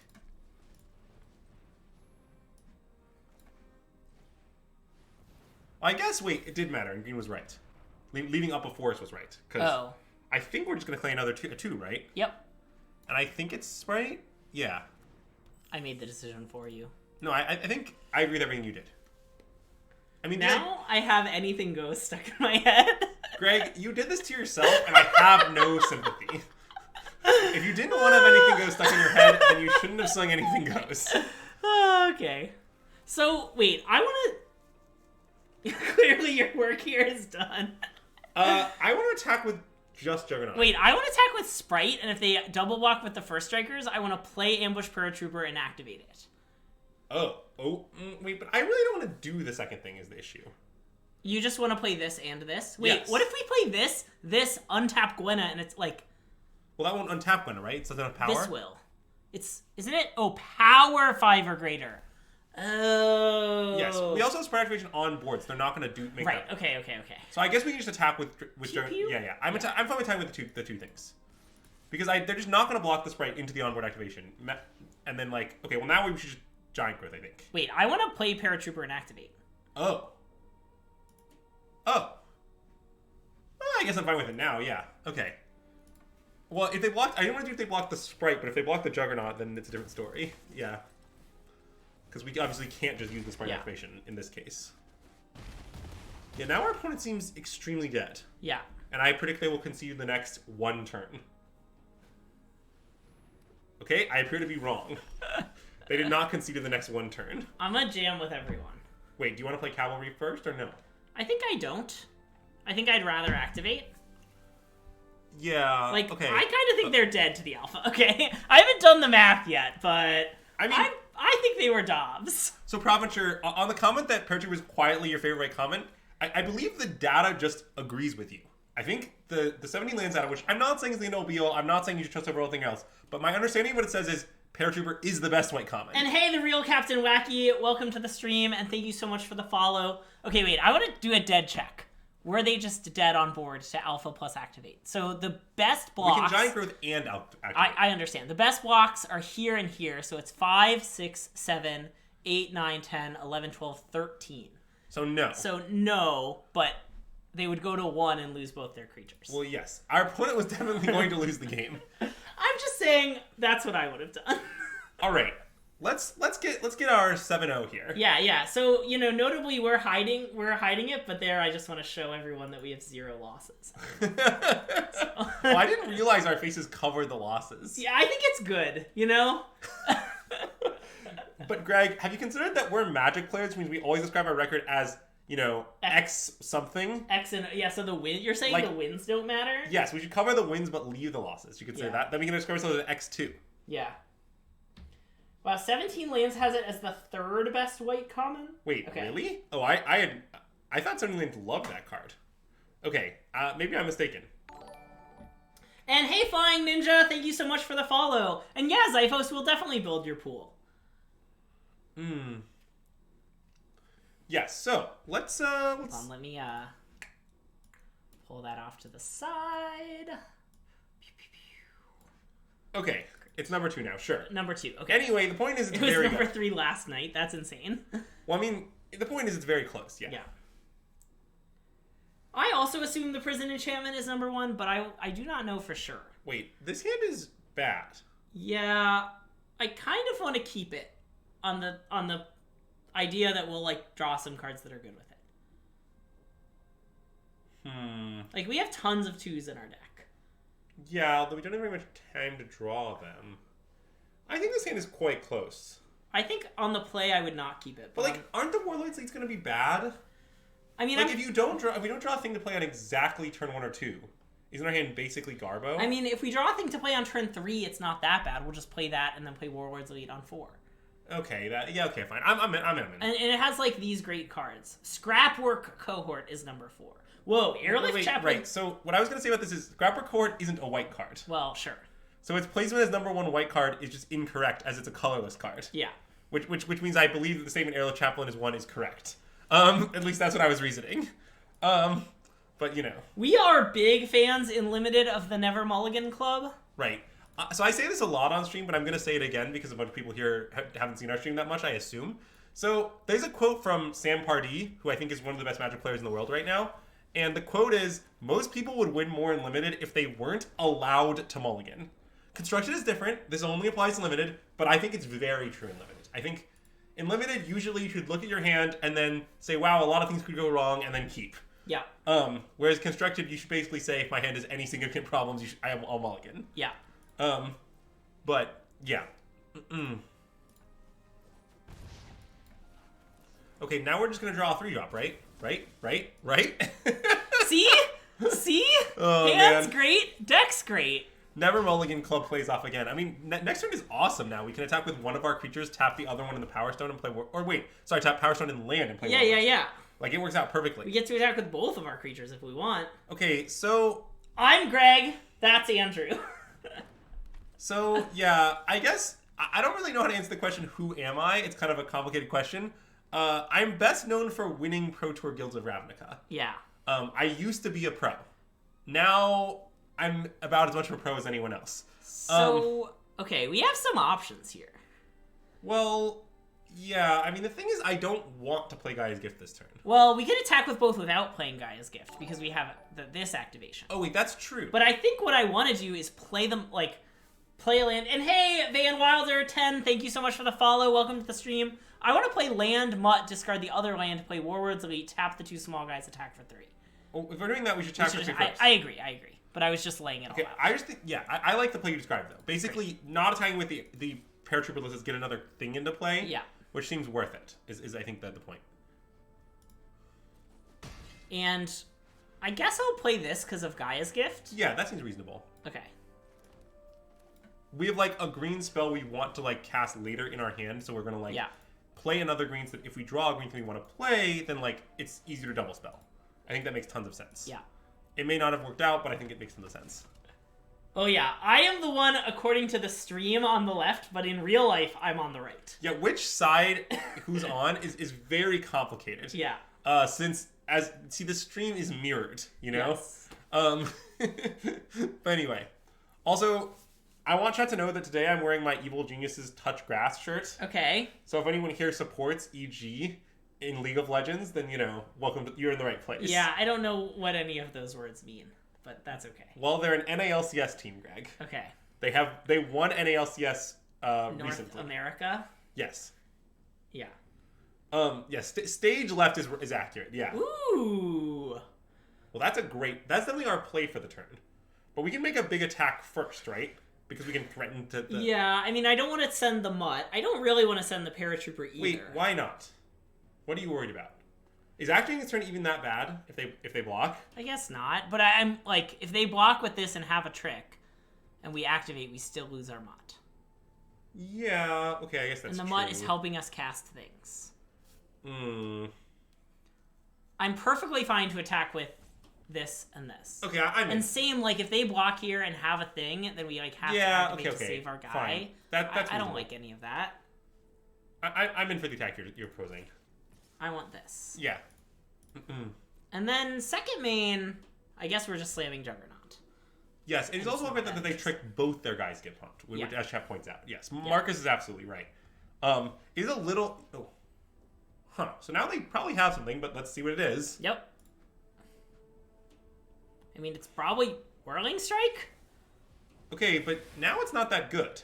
Yeah, I mean, are we gonna Gaia's Gift? Well, okay, so if we pump, then the Warlord's Elite still dies. Yes, to first strike. Although we will kill the Dwarven Forge Chanter, right? So I think we should just... I think Gaia's Gifting is not unreasonable. Yeah. Yeah, it's because of the first strike on the... Yeah, I guess this is pretty bad. I think Gaia's Gifting our guy is honestly fine. I mean, first of all, no, that's a 2 for 2. Yeah, okay. It's not a bad exchange. Yeah. I mean, it does mean we can't cast any more spells, which is pretty awkward, but... Well, I mean, okay, I agree. So they're saving their guy now, but wait, this is... Okay. I mean, that's a reasonable play by them, but they take 5 trample now. Yeah. I don't mind that exchange at all. I agree.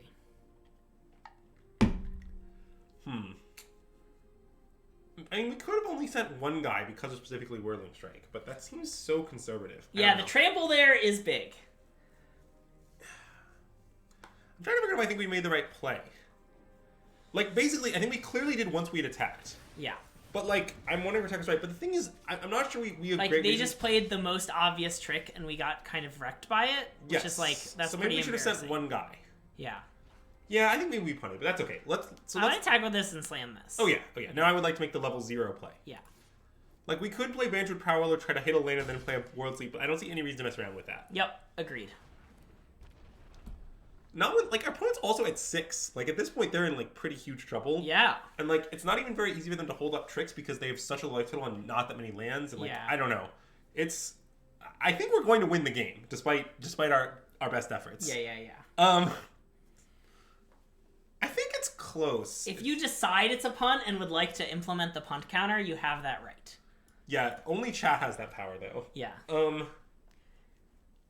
I mean, I want to attack with the 2 big guys. I don't think sending Square Work is that appealing. No, I don't want to do that. Yeah. Yeah, this is definitely going in. And we can't really double... There's no way to play 2 Warlords Elites, so, like, no matter what, we're playing Prowler Elite post-combat. Yeah. And I'm probably interested in putting the counter on this even if we find lands. Yeah, we can assess that. Wait, so they're pumping... Okay. I mean, that's super medium. Agreed. Yeah, I am very unimpressed by what just happened. I'm gonna decline. Yeah, I like declining. So we decline, we play the Warlord's Elite. Oh, I guess we can tap the Power Stone. Tapping Power Stone seems better. It's completely irrelevant, but I would still do it. Like, I can't imagine a situation where we'd want to block with our creatures. Yeah. Our opponents at 5, even if they played a haste creature and attacked, they'd be a Maniac. Yeah. So, like, again, I think nothing matters, but I do think that that is the right play. Okay, bring back Juggernaut Alpha. I mean, I don't know what they have. It seems like they're just dead. Like, what's the best they could possibly do? Like, like, double bounce spell plus a... I don't even know. I guess that saves them, for what it's worth. That did save them. But...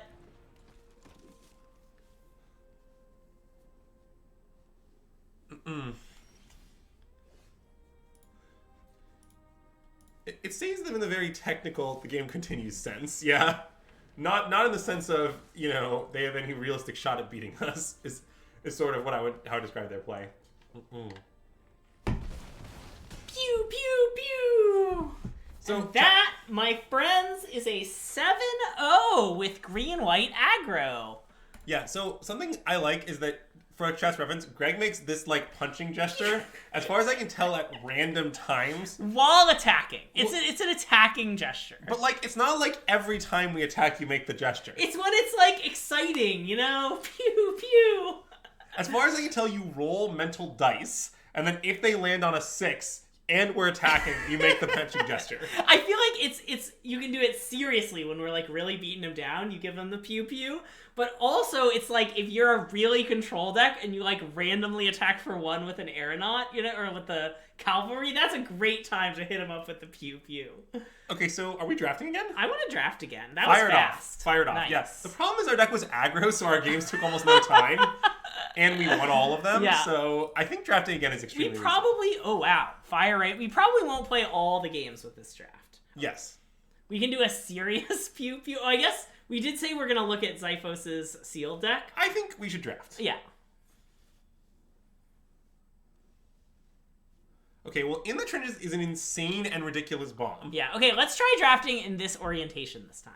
We can draft this way. I don't have a strong feeling about that. So, I mean, I do think Gaia's Gift is good and probably second best card in the pack. Yeah. But it's crazy not taking the Trenches. In the Trenches is insane. Yeah. Like, I don't know if Chad has played a lot with In the Trenches, but, like, I basically think this card is unpassable. Yeah. I think there is no non-rare card you should take over it, which means barring... you could take, like, a Wormcoil. I'd probably take Wormcoil over it. Okay, Wormcoil over it is reasonable, but I'm saying, like, basically barring rares in that slot, you should always take In the Trenches. Yeah. It's just, like, Glorious Anthem is already pretty decent in this format. Yeah. And then the fact that your Glorious Anthem will, at some point, O-ring something is unreal. Yeah. Like, it's very synergistic. You, like, clear out the big blocker so your go-wide team can attack. It's just an excellent card. Of course, it is a mythic rare, so it's not really aimed at limited. Sure. But I think this is a cool Magic card design. I agree. I think activate only once is something that, like... So Wizards tries not to do cards that create memory issues. Yeah. Right? That, like, force you... Oh, well, that's a Yoshin Dissident. We are big fans of Yoshin Dissident here. Yeah, I mean, that seems like the clear pick to me. I mean, Overwhelming Remorse is quite good. Yeah. You know, definitely its second best card. I definitely like Paratrooper. Where are your thoughts on this card? It does have the orange symbol. I believe it to be completely unplayable. I don't know what am I missing a joke? No, I wasn't sure. Like, at Summit, I know a friend had,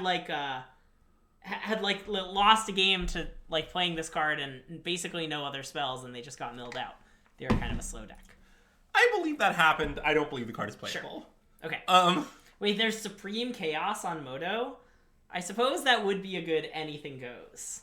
Yeah, I think right now what's going is Brothers War. Yeah. See, I like this format a lot. I've been having a great time. I mean, I think this is maybe the best format since Kaldheim. Is my hot take. Wow. I think it's a lot better than Dominar United. I think it's, like, not particularly close, to be honest, is my opinion. But yeah, interesting. So, this pack I'm not sure what to take. Wait, I want to take this. I think this card's quite good. Well, it's definitely either Scrap Trawler or Gaia's Gift, right? I agree. But I don't know which of those to take. Like, I think it's actually close between those two. Yeah. I guess I'd probably scrap Trawler. I mean, if you get a Mishra's Bauble or another like 1 or 0 mana cantripping artifact, and it's which we already want because of this, right? Yeah, like Yoshin Dissident already works really well with a scrap Trawler. We're like putting a brew together. Yeah, you would take Stalwart here. I think taking Stalwart here is not reasonable. We are not, and I would not do it. That, yeah. Also, I want data on scrap Trawler. Well, it has. I think the limited data we have is that's very good, right? Yeah. Like we only had it like twice, but I think it was excellent both times. Yes. Wait, we've had it? Yes. I guess maybe we have. Okay. We've had it. Okay. It was great. I assure you. It was in the deck with the Oh wow.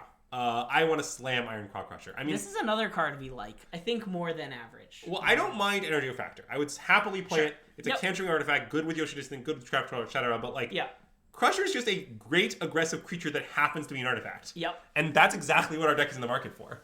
Yep. Can I interest you in second Crusher? Yeah, I mean, Elsewhere Flash with Scrap Troll or Yoshin Dissident is really nice, because that's an artifact that actually sacks. Yeah, I'm not sure that's the next card I'd pick. I'm not sure I'd take it over Sprite. Well, don't worry, I still just want to take Iron Claw Crusher. Okay, I love Iron Claw Crusher. Yeah. I think I would like to state that we as a unit like Iron Claw Crusher, but also I personally may be the highest on it of anyone in the world. I love that card. Yeah. Andrew loves this card. And I like it. Do people not realize it's a 4 mana 4/5 with upside? Yeah.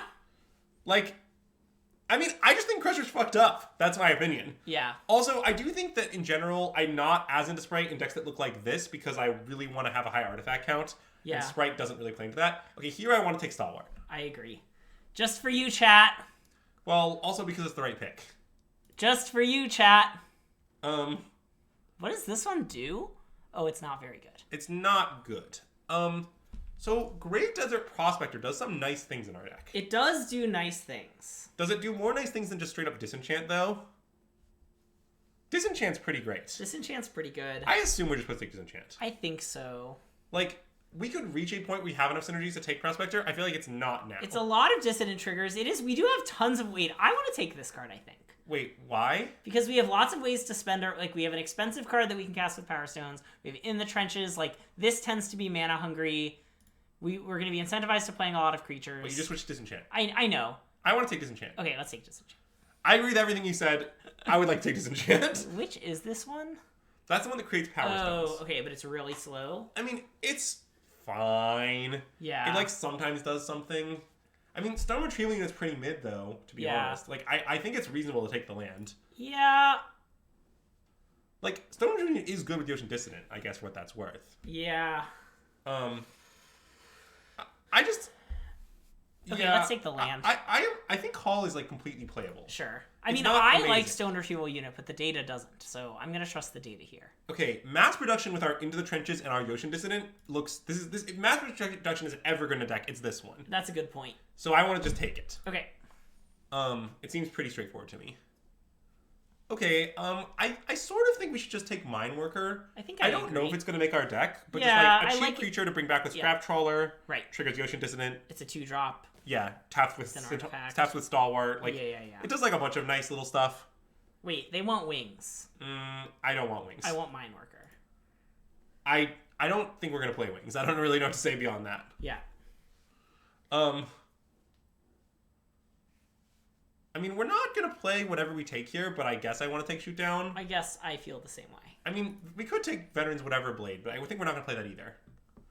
Onulet, I guess? Yeah. Ooh, are we going to play Clear Cutter, though? I think we might. Yeah, by the way, if you follow the metric of agree with whatever MSJ says, your win rate will go up. Well, MSJ might be the greatest limited player currently present on our stream. Yeah. So, agreeing with him is very reasonable. Okay, let's take Mightstone and Weakstone. I mean, that card's completely insane. Yeah. Notably, once you have Mightstone and Weakstone, if you can find any way to, like, bounce it, it gets better. Yeah. There are a few of them. There aren't a ton of them. But I have done that occasionally in this limited format to great results. Also, I would like to put Onulet and Shoot Down in the sideboard. Fine. See, the reason I want to put them in the sideboard is because they're not in the main deck. I see. Okay. Well, this is awkward. I mean, I guess I want to take second Disenchant. Now, I kind of wish we'd taken the 5-drop for whatever that's worth. Yeah, that's fine. But... I mean, we could take... No, that card's not even good in our deck. We're not even going to play that card. Is there a world we play this? I think no. Okay. Let's take second disenchant. I mean, it could be Giant Growth. What about Audacity, as chat suggests? I don't know. I mean, it is good on Crusher. That is true. We can try Audacity. We already have a shoot down if we want a second disenchant, right? Well, shoot down's a lot worse than disenchant, but I agree that we can take Audacity. I mean, I don't think we're going to play it, fundamentally. Sure. But I think it's fine to take it. Oh, wow. So, ooh, baby, are there some good options here. Well, I mean, it basically comes down to Gifter or Refractor, right? Like, I get that Self-Assembler's good. Yeah. I mean, we do have an assembly worker, famously. Yeah. Yeah, okay, I don't want to take it. Too many high drops, basically. Okay, I want to take Gift. Wait, I sort of want to take Refactor. I'm worried that our deck is a bit slow for Gift. I guess that's not that big a concern. I mean, Gift's still good in a slow deck, obviously. We can take Gift. I'm off it. I want to take Gift. Okay. I just want to think it through. Well, Alloy Animist is insane. I don't know if it's insane in our deck. Yeah. Like, it doesn't look that great right now, but what the heck is the alternative is the thing. I'm going to take it. Yeah, okay. Okay, now Energy Refactor, right? Yes. It's gotta be. Yep. Okay, so wait, that recurs our thing. Alright, recurs Mightstone, Weakstone. Energy, wait. I'm trying to see what else it does. Well, it also bounces in the trenches, which is kind of weird. But then they get the thing back, and then you can... Oh, that's pretty bad. weird. Okay. Oh, yeah, I do... That does... Yeah. Okay, I think I want to take this card. I'm not sure if we'll play it, but I think we should take it. Yeah, I mean, I guess the next best card would be the 2/2, which is pretty good, but I want to take this. Yeah, but I don't think we want the 2/2, because... So, this is the sort of deck where I prefer Power Stone Engineer the 2/2, right? This is the deck where I care about being an artifact dramatically. Yep. And just like, I don't know, we can find artifact 2-drops. I don't think that's a big ask. Giant Growth, Quietus Spike. I think Quietus Spike is unplayable. I also think Quietus Spike is unplayable. So I guess I would take Giant Growth and put it directly in the sideboard where it belongs. Can I take this for the collection? You can. Nice. We're not going to play the Giant Growth, I'm pretty sure. Yeah. Okay, wait. Sigil of Valor looks good in our deck. Ooh. I mean, Excavation honestly does some cool stuff. But I think Sigil of Valor is the pick. Wait, I agree with Sigil of Valor. I love Sigil of Valor in this deck. Okay, I do too. Can you stack it with this in a nice way? Yeah. Sweet. They're both attack triggers. You can stack them any way you want. We could take Combat Courier, but I don't think we're going to play it. It's very good with the Saki guy. Well, that's true. It is. Are we a Rust Goliath deck? Probably not, but you can take it. I don't think we're going to play Military Discipline. We already have a Giant Growth in the sideboard. If we had Staff of Domination, you would take Giant Growth. Yeah, that is a mythic, but... I mean, yeah, I'm not going to, assume we'll get Staff. Okay, Thopter Architect is not unplayable in our deck. I don't think we're going to play it, but I don't think it's out of the question. Sure, whatever. I was just reading it. I'm going to take this. Put whatever you take directly in the sideboard. Great. And can you move Crusher to the 4-drop slot for me? Yeah, in a second. I mean, I get that we can cast for 7, and we might, but that's not really where it belongs. Yeah. Yes, Thopter Architect is like Wings that's a creature. Well, what do you mean? Are you consider that being a creature is good, and not being a creature is bad? I mean, I'm being kind of facetious here. I honestly don't think either Architect or Wings are that good. But wait, okay, so our Growth Gate Opportunist is great in our deck, right? Yeah, but wait, what if we took Misery Shadow? We have Stalwart, Energy Refractor, and this Hall. I don't think that's... I think I'd rather splash Skyfisher Spider. I guess that makes sense. But I also just... I'm not sure we should mess around with this. Okay, we can just take I really like that it's an artifact that makes a Power Stone. Yeah. Like, that's super nice in our deck. And I'm worried that our artifact count is low for, Ocean Dissonance stuff. Okay, I guess you're right. I want to just take Opportunist. I mean, this card's really messed up, though. But... Yeah, I mean, maybe this is wrong. I'm not confident, but I would like to take Opportunist. I also just think our deck is good. Which makes me want to be conservative. Yeah. I mean, that's sort of a secondary argument, but I do think it's true. Okay, are we going to play Bushwhack? Probably. I'm pretty interested in Bushwhack, I think. Bushwhack seems great. Yeah. let's just slam it. I mean, I don't know what else we would pick, honestly. Prison Sentence? Oh, wait, there's also Great Worm. Oh. I mean, Great Worm is very strong. Wait, I want to take this. Wait, I want to take that too. Because Marcus, I have factually cut Bushwhack in Green X. So the answer is yes, I would ever not play it. But yeah, Great Worm looks insane in our deck, right? The ability's like super, super relevant. Yeah. Like play a land, trigger my Ocean Dissident. Like that's really messed up. Yeah. And we just took a Bushwhack? No, it's because like my deck had a lot of different effects that wanted me to cut lands. So I sort of couldn't play all of them, is what happened, Marcus, basically. Yeah, it does trigger whenever an opponent plays a land too, which is nuts. Well, I think the card is intended for like EDH and multiplayer. Definitely. So the idea is that like if your opponents are ramping, it like punishes them a little bit. Yeah. Like it doesn't punish them like enough that they'll stop, but like at least you like profit off it. Well, yeah, and I think the idea is like even if you play it on 6, you are somewhat likely to get a land out of it. Wait, can I see Dig Site Mentor? Does this card do anything? Wait, I think this card's good. Creature you control have vigilance and tap surveil 1. How many like off-color sources do we have? We have Bushwhack, Stalwart, Energy Refractor, and this land. Okay, so we definitely can take it. Yes. I'm not sure if we should take it because I would definitely play Power Stone Engineer in our deck. Oh, wait. We should probably just take Power Stone Engineer. Yeah. With the idea that like I'm not sure we want to splash this and this. That might be a bit much. I'm gonna take the Engineer. Okay, it seems close to me. I honestly am not sure if this is right. Yeah, okay. I thought about it and I have some regret, but here we are. Okay, wait. We're gonna play Paratrooper though, right? Probably. Paratrooper fucks. I mean, Yeah. Just like paying 5 to pump our team is something we're quite interested in. We have some go white elements. Oh, this is wait. I'm gonna take this. We have to take Refactor. Yeah. We're trying to split. I mean, now I wish we had the Dig Site. I wish we had the Dig Site Mentor too. It is what it is. Okay, do we want a Wings? Do we want a Bushwhack? Where are we at here? Wait, I kind of want to take another Energy Refractor. Well, that's very reasonable. I mean, Bushwhack is kind of like... How much do we want to kill spell? I guess we kind of need a kill spell. I think kind of maybe a lot. We're pretty good at fighting, right? Yeah. Okay, I want to take the kill spell, I think. Okay. We're going to have to make some cuts. And I don't know what they are. Well, wow, that is disrespectful. Chat, I would like to give a quick lecture on the card Energy Factor. Even if you're not splashing at all, this card draws a card, triggers all your shit. Gaia's Gift? What? Wait, Might is also very good with... Oh. Okay, it's fine. Wait, yeah, I should have taken Might. I think it's close. I'm not really sure what you should have taken. But, I don't know, man. What do you want here? Recommission? I guess we're not going to play any. We're not playing it. You can take it whatever you want. Okay.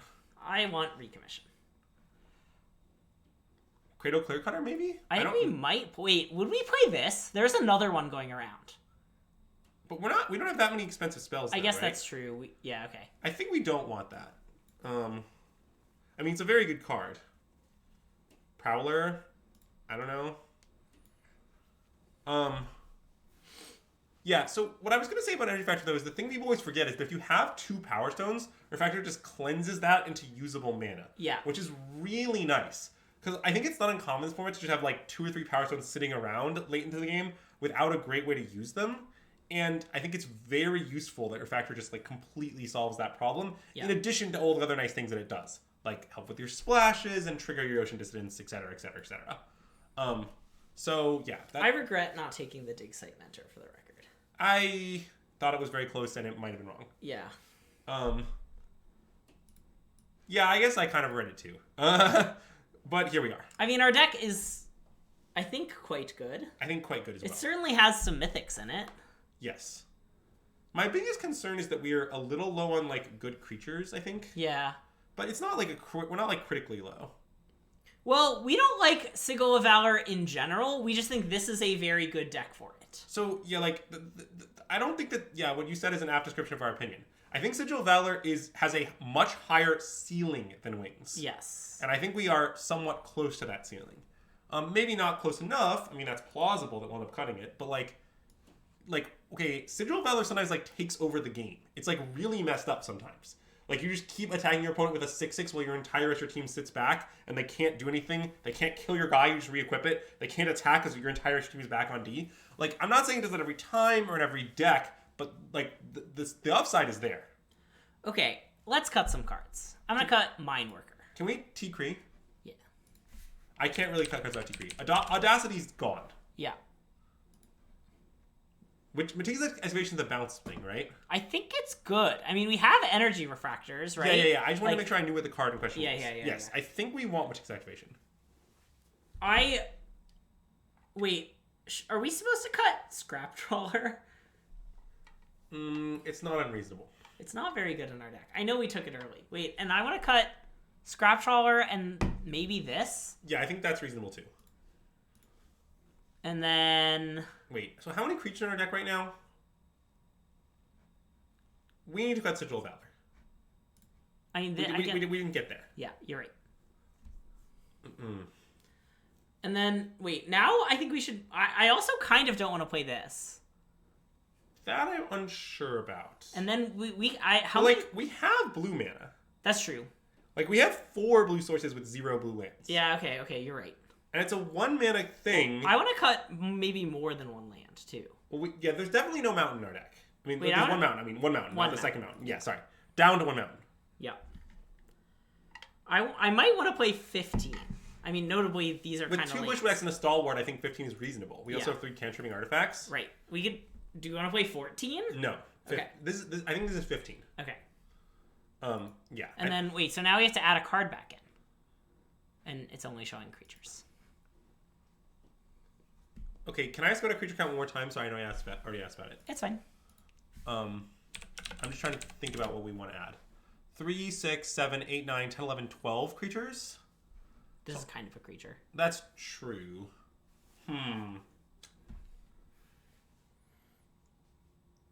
Because I basically want to add a creature, is what I'm saying. Because, like, double Bushwhack, double Gaia's Gift, all demand creatures in play to be good. Yeah, okay.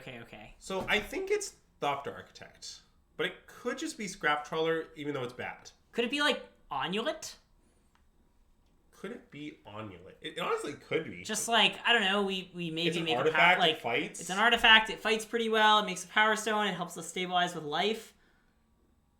Wait, what do you mean by it makes a Power Stone? Sorry, if we make a power... Like, it can be cast out with Power Stone. Sorry. It curves opportunities into... Yeah. Yes, that or, was, like, Cradle Clear Cutter into it. Yeah, that's what my mind was thinking, although it's not the words that I ended up saying. No, I think Onulet as the last card is good. Wait, what about Rust Goliath as the last card? I think it's either Onulet or Rust Goliath.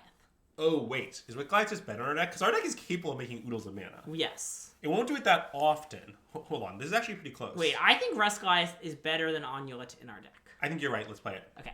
Because, like, if we get Worm going, for example, we'll have, like, insane amounts of mana. Or, like, we hardcast a clear... hardcast a Clear Cutter into Rust Goliath is a real thing. Yes. Okay, I'm in. I like this. Okay. Let's do it. Pew pew! Greg, you weren't attacking. You can't say pew pew. Okay, it's not pew pew pew. That's different. And hey, Lego Island Real Estate. Welcome to the stream. And thanks for the follow. I think I use the words pew pew a lot in life. I just noticed that this Thopter has a mustache. It's funny. Well, I think it's supposed to look like Urza. Yeah. Because it's Urza's Battle Thopter, you know? Yeah. See, I think this off-color combat courier is going to do just fine. Yeah.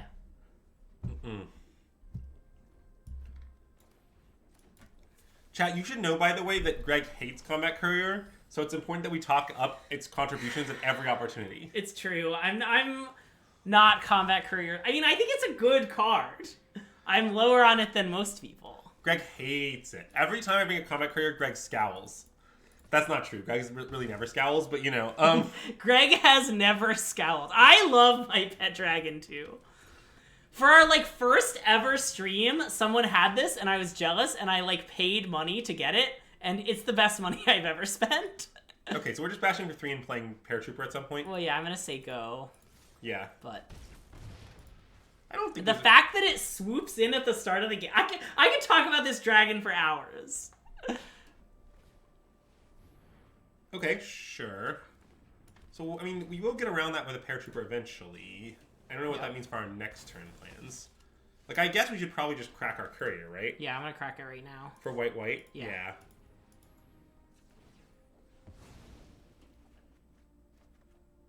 Okay.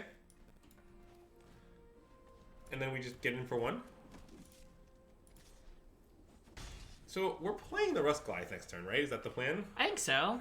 And I guess the only other option is what, like, unearth the combat courier, but that seems super mid. That seems pretty mid.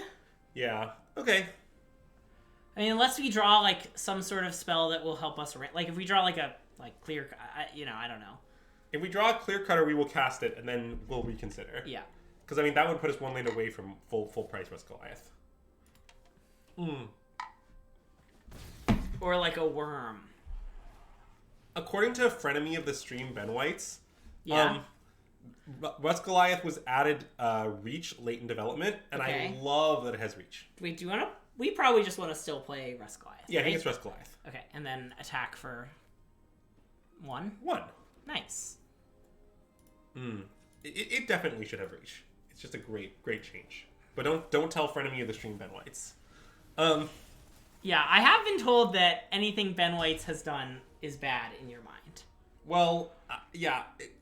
It's because, see, it's just the nature of our friendship. Is really how I would describe it. It's very different than the nature of most of Greg's friendships. That is accurate. Okay, so Chaplain, milling the Air Marshal? Or looks like. Chaplain. I mean, yeah, I'm not that scared of Chaplain and Chaplain. I mean, if they don't make another play this turn. Yeah. Whereas Air Marshal, like, frees up all their mana for next turn, but that appears to be what happens. Maybe they have another play? Yeah, okay, well, that's pretty good.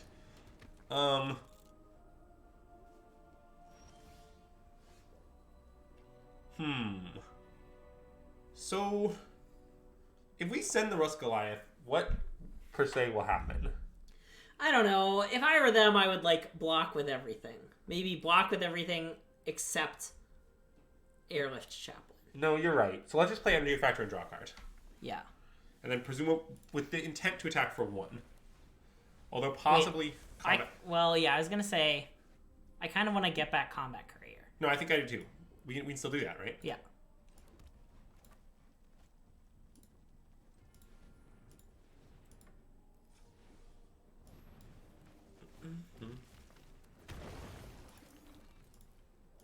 You're going to attack them immediately second, no matter what they block with?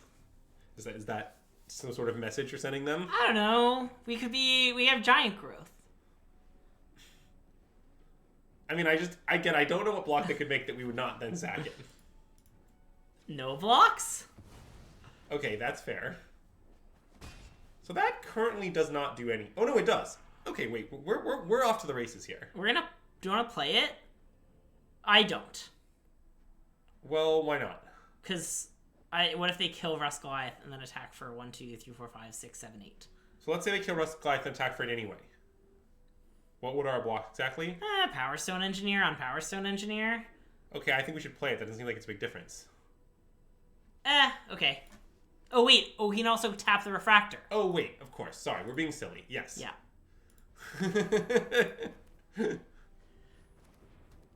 Can't give up that 3% chance of a 3-point. No, I mean, you clearly shouldn't give up the 3% chance of a 3-point. I can't imagine it actually happening. But, like, clearly it's right to offer your opponent the option to take 1. Yeah. Wow, we can also, like, if we get some more mana, we can bounce the Rust Goliath. Oh, that's the dream. Uh-oh. So wait, are they going to take half our life total? Is that what's happening here? Looks like it. I'm not going to block. We have Disenchant. Yeah, I mean, we definitely don't want to block, so... I guess we're at 8 now. Okay, so it's 5 mana to do this, so then we would have both Disenchant and Gaia's Gift up through the Stalwart. Well, wait a minute. But we have some other lines. So, for example... Wait, how much mana do we have? 5, 6, 7, if you count the Stalwart, which I do. So... Oh, we don't quite have enough. What I kind of wanted to do was use Paratrooper, use Bushwhack, fight their Soldier Lord. But then we can't disenchant. I would like to disenchant. Yeah. So I guess I'm fine drawing a card with energy factor. Yeah, I think I just want to do the thing and draw the card. Yeah. I'm with you. Sorry, I was just thinking it through.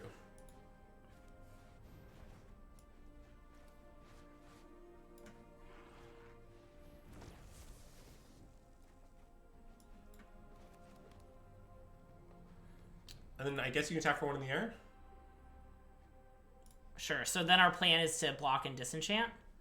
Yeah, I guess we can actually just not attack. I'm going to not attack. Yeah, okay. Our light steal is a bit precarious after that quietest spike hit, I admit. Yeah.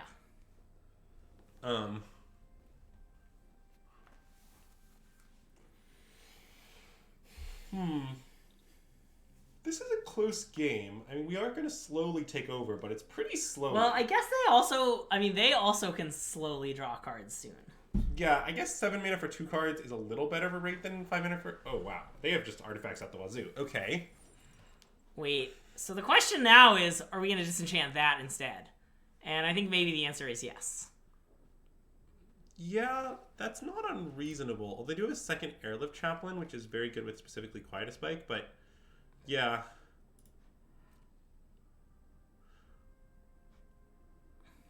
So your proposal is we disenchant the crown. Yes. And then we just block with Paratrooper? Yep. Okay, I'm in. I'm going to block first. Sure.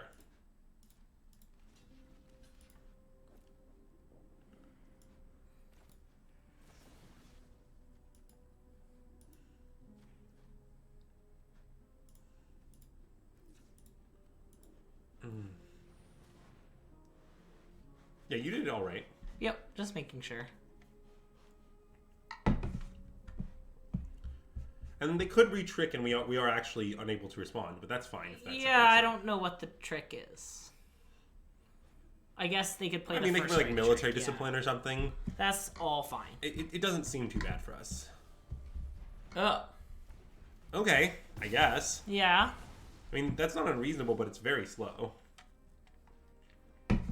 I would bounce the Fractor when we play it. I mean, now we could do the thing where we fight with the Soldier Void, but I'm not even sure that's, like... Well, no, I wanted to do it, but see, I wanted to do it with a pump on our guy. Yeah. Well, oh, right, we don't have that thing anymore. Right, yep. so we can't do that. I'm going to use the red because we're... Yes, using that is right. I mean, the thing that uses the red mana is a 6-drop, so we're not going to play it this turn. Yeah. Oh, well, that's very good. And I think we can run it out there because we have Gift to protect us. Yep. Okay, and then we just pass.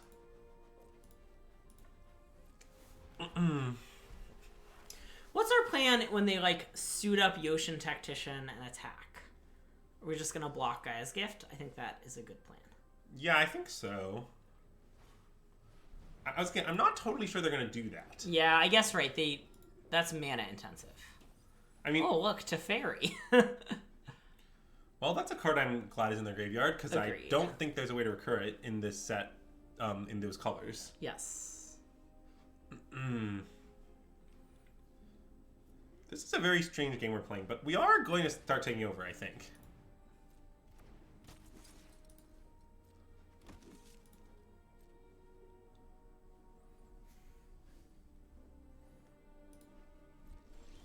Ooh! We have assembled a combination. Okay, new plan. Let's slam Mightstone, Weakstone, and kill Yoshin Tactician, right? Yeah. Tap the mountain. Yeah, great. Oh, where do we want the counter? I think on the Rust Goliath, because... Oh, no, wait. Well, they're gonna give... I want to put it somewhere I want to go wide. Okay, then Power Stone Engineer.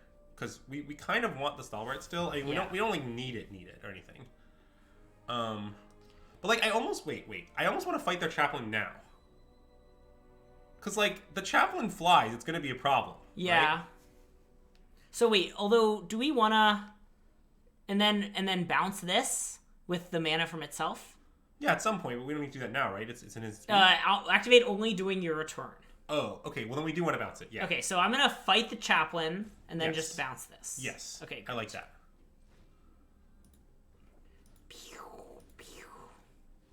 Because we basically know with all these crowns and quietest spikes, the chaplain's going to be really annoying. Yeah. And also now I predict we can just. Yeah, it's being weird about the mana for some reason, but whatever. And we still have guys gift up. Like, this is pretty great, I think. Yep. And I predict that, like, with Excavation, Mites, and Weakstone, we can outgrind Transmogrified's Crown. Wait, did I pew pew? I don't even remember. I believe you did pew pew a little bit. I do love pew pewing. I think it's insane that pew pewing is becoming a thing. Pew pew. Well, pew. so like, okay, the issue, to be clear, the reason we did that fighting is if, let's say we don't fight, right? So then if we don't fight, then our opponent's going to suit up Quietus Spike on the 1/1 flyer, and they're going to attack. Yeah. Which means that we're going to have to Gaia's Gift to kill it because we don't want to take and lose half our life again. I guess half our life isn't that much. Well, like, they could also do it with Transmogrified's Crown. I just think there's no way we weren't expending a spell. I did do it. Okay. Man, did it without thinking. Love that. So basically, chat, there's like no way we aren't expending some spell on the flyer. I just don't believe that that's going to happen. And given that we're expending some spell on the flyer, I would rather expend Bushwhack than Gaia's Gift. That's the reasoning. Like, I basically think chat seems to be on the impression that we could just take it, and I just think that like kind of isn't true. They're suiting up the 1/1 with everything? Is that what's happening now? They might be suiting this up with the crown. Oh, okay. I mean, so I assume we just block if they attack with those two guys. With, like, our two creatures that aren't good. Have their life rounded up. Wait, so you want to block with this and this? Yeah. Do you want a Gaia's Gift to save? Probably not, right? No. Okay. I think we just trade it all off.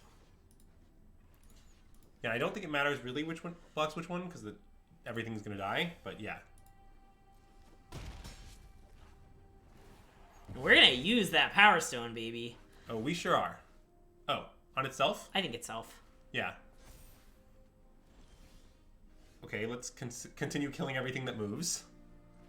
Third Path Savant, as you can see, moves. Therefore, it meets my high requirements.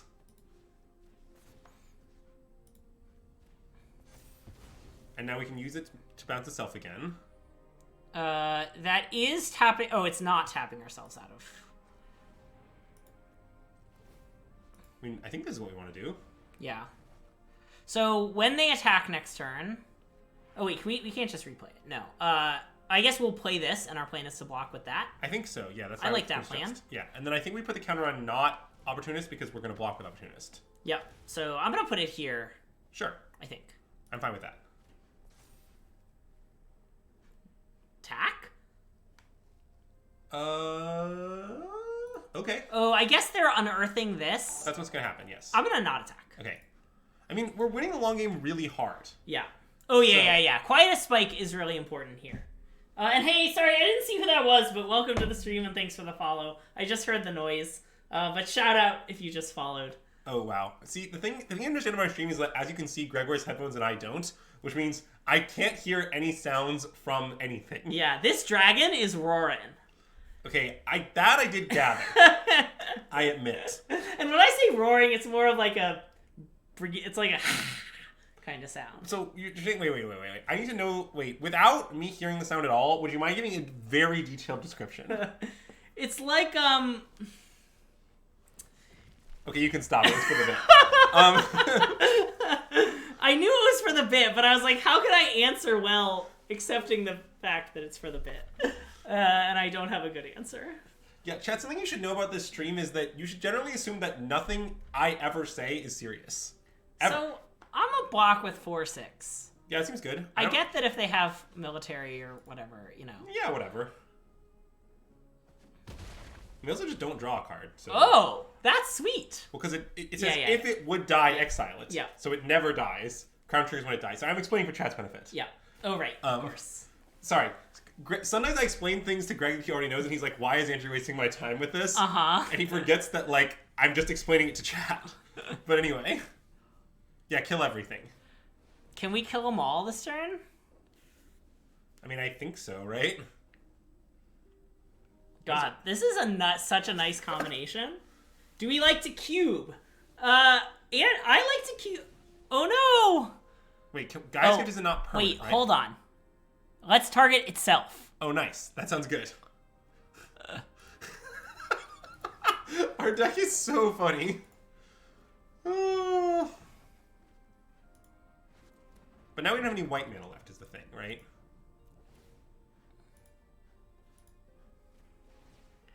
I think the Opportunist is fine now. Because now we can't play it and use it again, right? Yeah, but I'm just going to play it. Yes, that seems fine. And I see no... well, I guess we can start attacking.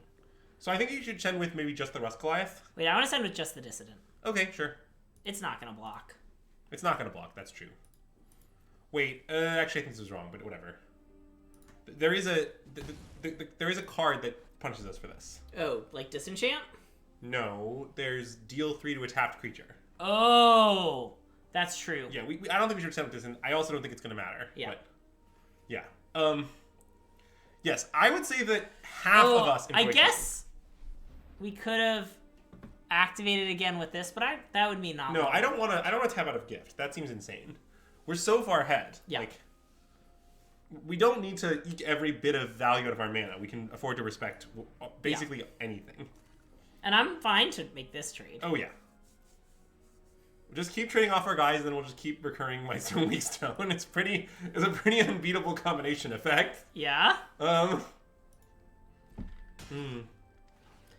do we have Commander decks? Andrew does not play Commander. I play a little bit of Commander with my siblings. My favorite Commander deck is Karametra, God of the Harvest. That's been the Commander deck that I've, like, activated the most, used the most, and kind of keep up to date. I also have a fair Kiki-Jiki Commander deck that I really, really like. By fair, I mean it doesn't have any things that go easily infinite with Kiki-Jiki. Which is very easy to do in Commander, obviously, but, like, turns out Kiki-Jiki is just a pretty good fair card. Okay, now there's nothing we can do. No. But that's okay.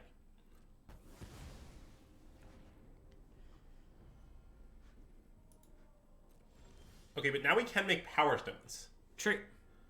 So, wait. I mean, we're definitely attacking with both our guys. Do we want to go for it? We should go for it, right? Oh. It's complicated. We have these back. Well, okay, but Greg, imagine our opponent has the card Machine Over Matter. Yeah. Okay, you cannot play around it with 2 guys' gifts. That's true. Okay, so I don't want to lose to anything. Okay. So I just want to attack with both our creatures to make a Power Stone. Like, I still want to hit with both, don't get me wrong. Is there any haste? Like I guess we're at 8. Even if there's haste thing, it's fine. So I would just main phase use Hall, put a counter on Ocean Distant, and play around the deal 3 thing. Yeah. And then I'd just attack for 8 and say go. Like, to be clear, I don't have any reason to believe they have Machine Over Matter. I think probably they don't. Yeah. But I don't see any reason to be lose to anything. We're crushing them. Just, yeah.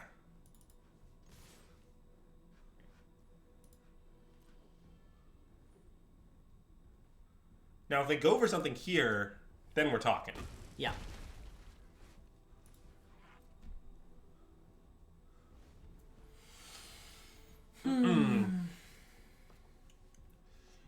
My fair Kiki-Jiki deck wins with the card Warp World.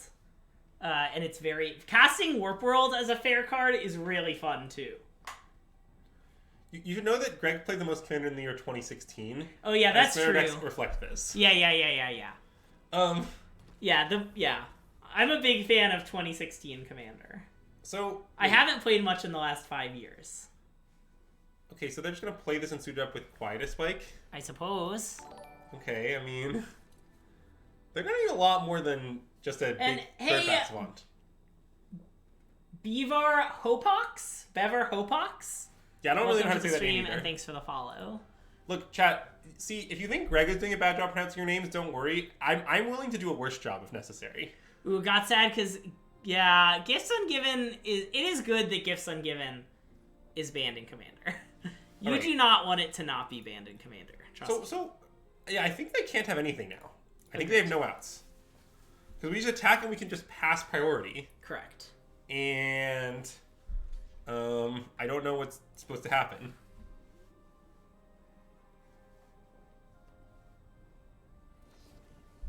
Okay. Sure. So show us the Machine Over Matter. Show us the Machine Over Matter. Okay.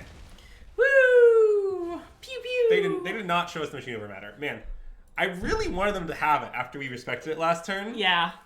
I mean, I I do think it was clearly right to respect it. But Yeah.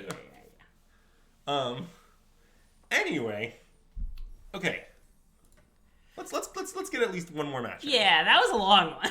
I know it was a long one, which is why I don't have that much. I don't think we're gonna go that much longer, chat. But I'm fine with getting in one more. Yeah, maybe 2 more. Maybe 2. I think it depends on the length of this one. Yeah. If this one's a grind like that one was, then 1 more. Okay, yeah. If this is a quick one, then we can play another. Yeah. Okay, this is a sneep. And I guess we can go stalwart into engineer combat courier. Oh, that's true.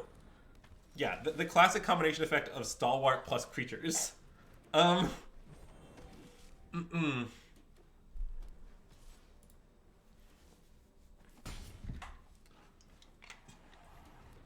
I mean, our deck is definitely very good.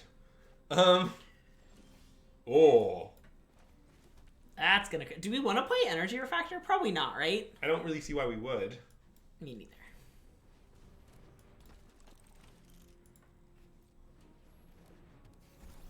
And I will block Mutt. Oh yeah, we'll block Mutt. We'll block Mutt all day. Combat Courier is going to get 2 cards, and one of them can be the body on Mutt. Yep. I mean, honestly, that's kind of like 0.75 cards, but that's okay. Yeah. Well, that is scary. Now I'm not sure what to do. So, we can't... I guess... I want to play Clear Cutter with the plan of playing Worm next turn. Yeah, I guess I do too. And it's a 1/3. Like... Yeah. It's a little sad. It doesn't really maximize our cards. I want to attack for 2 as well. Or actually, for 3. No, I don't... If they draw a card... What do you mean? Well, if they draw a card, I want to be able to block with this. Oh.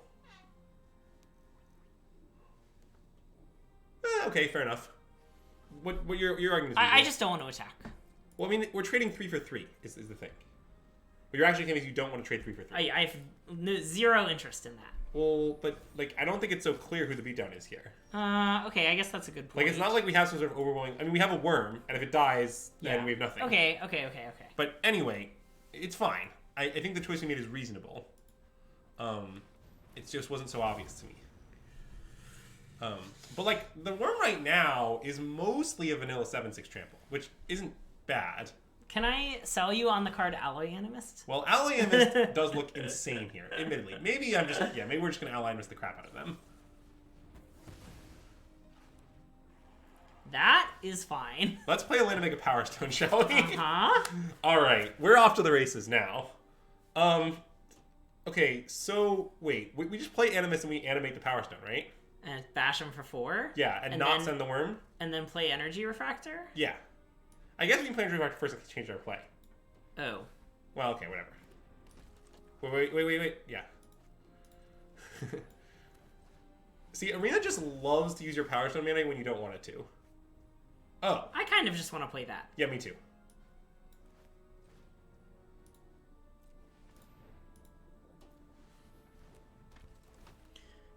Okay, so I guess I regret exposing the Alloy Animist, but it's fine. Well, yeah, I mean, I don't think it's a big deal. I mean, I guess I agree with you, but, like, the thing is, they're blue-white, so it's actually very hard for them to remove Alloy Animist. Yeah, that's true. I mean, they can Prison Sentence it, but that's kind of it. Yeah. Also, what's happening is terrifying, because they have all these 4/5s now. Yeah, so I guess we don't have good attacks with, Yeah, I mean, we just play their Refractor. Yeah. And then if we don't draw anything good, we'll just bring back Combat Courier. Oh yeah, get him. Get him with the Combat Courier. Teach him a lesson, Greg.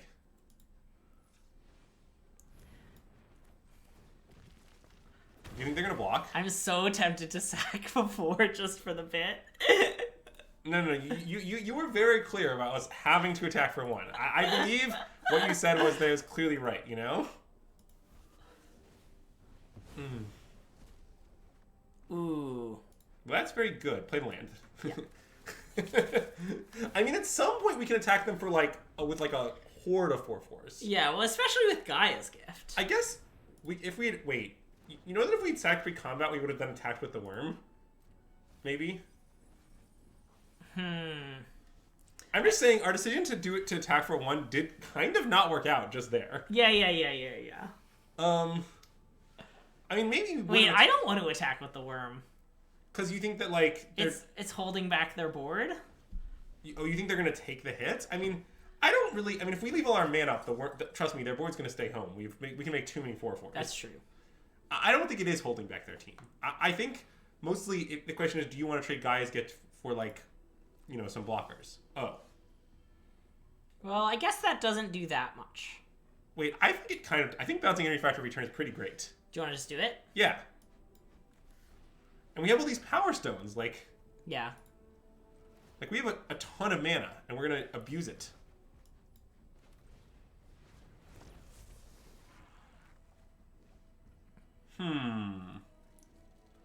So we can play him in small mode. We could just... What if we just bounce it again and don't play it to leave up Gaia's Gift and say go? I'm fine with that, yeah. Well, wait, unless we need Alameist up to block. Let's just say go. Okay. Maybe I'm being too conservative here. I don't know, but... No, I think it's I mean, I think we are winning.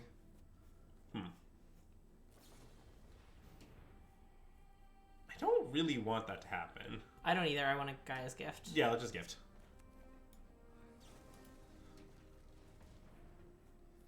I mean, this completely locks out their attacks, which is nice. Yeah.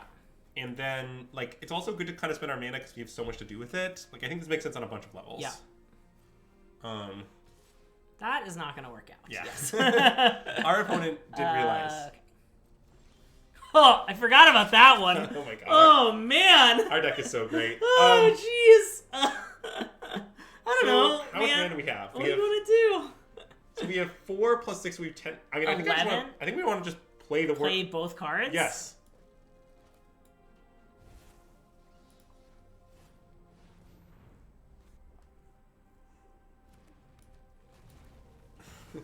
And I mean, my plan, to be honest, is... Oh. That's fine. Sure. My plan, to be honest, is that next turn, we can, if we want to, exile one of their tacticians and then start sending in 4/4s. Yeah. Or actually 5/5s. I mean, or do you want to attack with this now? The worm? Yeah. Well, what if they... Not really, I think. Okay. I think they have probable locks. Because notably blocking with both of these doesn't... I mean, it would trade for all. That's not what they'll do. Yeah. Yeah, I don't think the Arnott Cavalry is going to be a problem. Do we think it's about to go into the trenches? No, I think the Ocean Tactician is going in the trenches. But let's play the land, right? So, wait. So, I want to fire up some Power Stones now. Because they're 5/5s. Yeah. And I mean, I also want to send the Ocean Tactician in the trenches. Right? And then we can attack into this? Yeah. That makes sense. So, how many Power Stones do you want to send in? 1, 2, 3, 4, 5, 6, 7. 12, 13. Okay, let's do this first. Okay. It's going to try to use a lot of Power Stones, Yeah. though. We don't really want it to do that. 3, 4, 5, 6. Yeah. Cool. Oh, I used too much green mana. It's fine. One is fine. I'm not sure we were actually making more than one anyway, to be honest. So, well, you can actually send in an energy refactor now if you want to. I think you probably do want to. Oh. Just like that makes sense. Yeah, just tap Stalwart and like the Animus or something. And, well, the other energy Oh, yeah, refactor. that's reasonable. Yeah, that sounds good. Because our second energy refactor doesn't really do anything. And then we send what? Both 5/5s, the 5/7, and the 9/8? And give the 9/8 more power because it has trample. Yeah, that sounds good.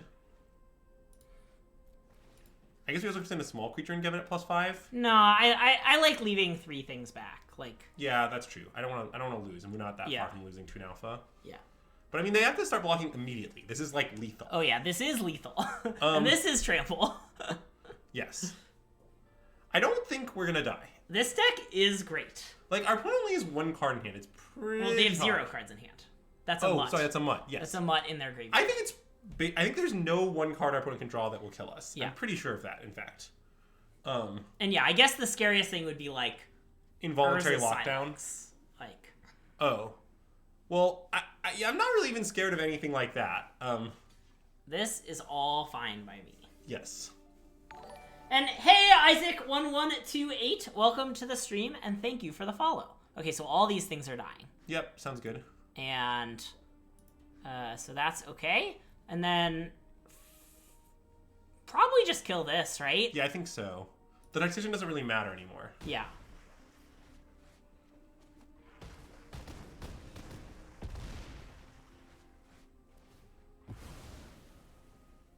I guess this makes sense. Their logic is like, if they kill the Animus, then our board is pretty like.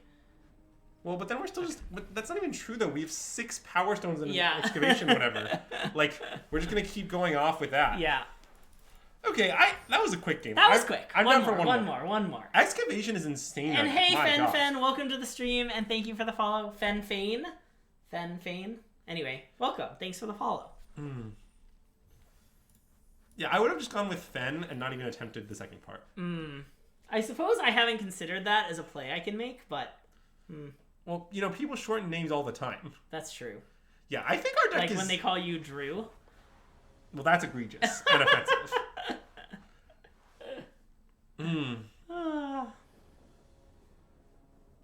Sneep. Hard to say what could go wrong. Hey, Wiffle Frog! Welcome to the stream and thanks for the follow. Much appreciated, Wiffle Frog. Yeah, I mean, notably our deck has a lot of early drops, right? And so that's like one must do that.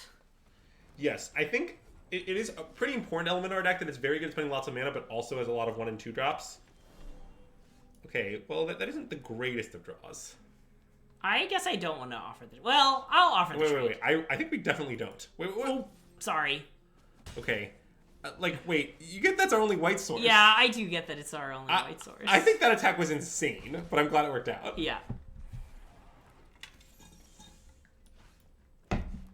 So I want to just play all our spells. This? Yeah. Okay. Because we're gated on white mana, so like even though it like taps our block when we take damage, like I'm mostly just trying to make sure we spend our white mana every turn. Yep.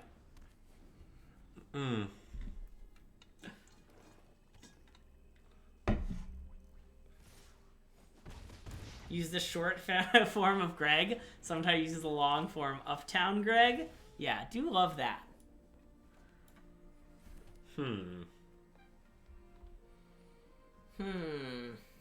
Well, I guess I think we should play Ambush Paratrooper. So we should pass? Yes. What I like about that is it lets us block with the 1/3 if we want to, which is nice. And having Ambush Paratrooper in play when we don't have any white mana or like things to do is like kind of nice. Like the 5 mana ability will make it hard for our opponent to attack. Yeah. So it will buy us time.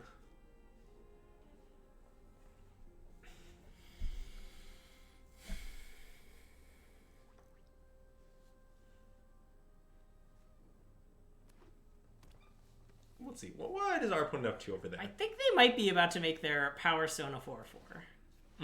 Well, see, that's not unreasonable, but it is not what I want them to do.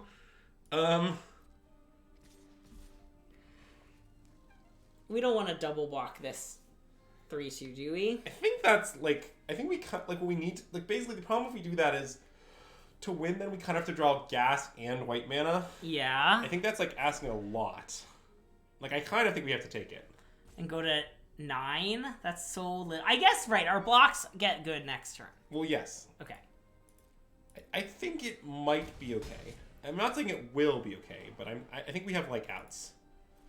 I mean, if we draw the Might Stone and the Weak Stone here, I don't know, we're off to the races. Well, wait, you can play it and have 5 mana, so... oh yeah. So that seems reasonable. And I mean, notably, at some point, we could bounce our Clear Cutter and replay it. Yeah. It's a pretty weird play, but it would make a... Yeah, I mean, the fact that we can't activate this during their turn makes that pretty hard, but...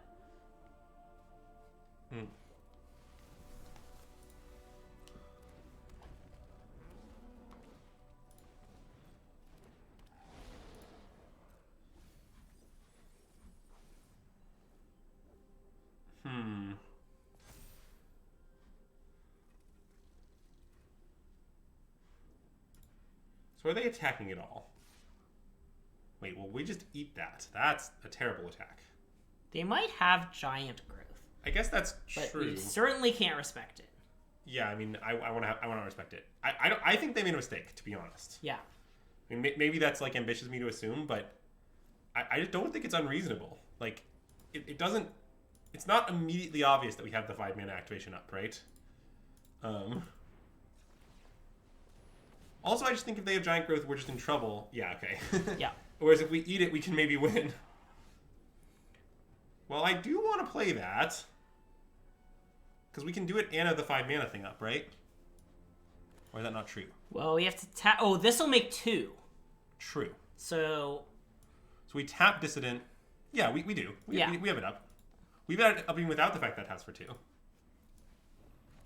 True.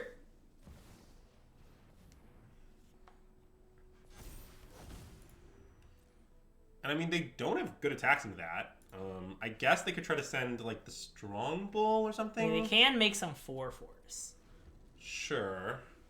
Oh, I guess the problem is they might make 2 4/4s in alpha. Yes. I guess if they make 2 4s in... If they go land 4/4/4/4 alpha, it's bad. Yes. But, you know, beggars can't be choosers. And we're certainly beggars right now. Yeah, agreed. I mean, if they don't have a land, they can't do that. Yeah. And then... Next turn, we can put Alloy Animist into the trenches. Yeah. So we're like almost alive, honestly. Yeah. It wouldn't take a lot for us to be like. We could also just draw the Mites and the Weakstone. I'm just saying. That is true. At any time, we could draw the Mites and the Weakstone. Kill a guy, bounce it, say go. Yeah.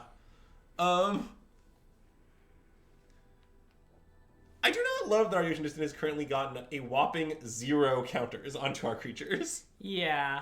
I mean, that's true. We can draw the thing that makes 4 1/1s. Oh, baby. That's a better draw than the Mightstone Yeah, and the Weakstone. Yeah, it is. You're right. Oh my god. That would be insane. Probably just make them all 3/3s.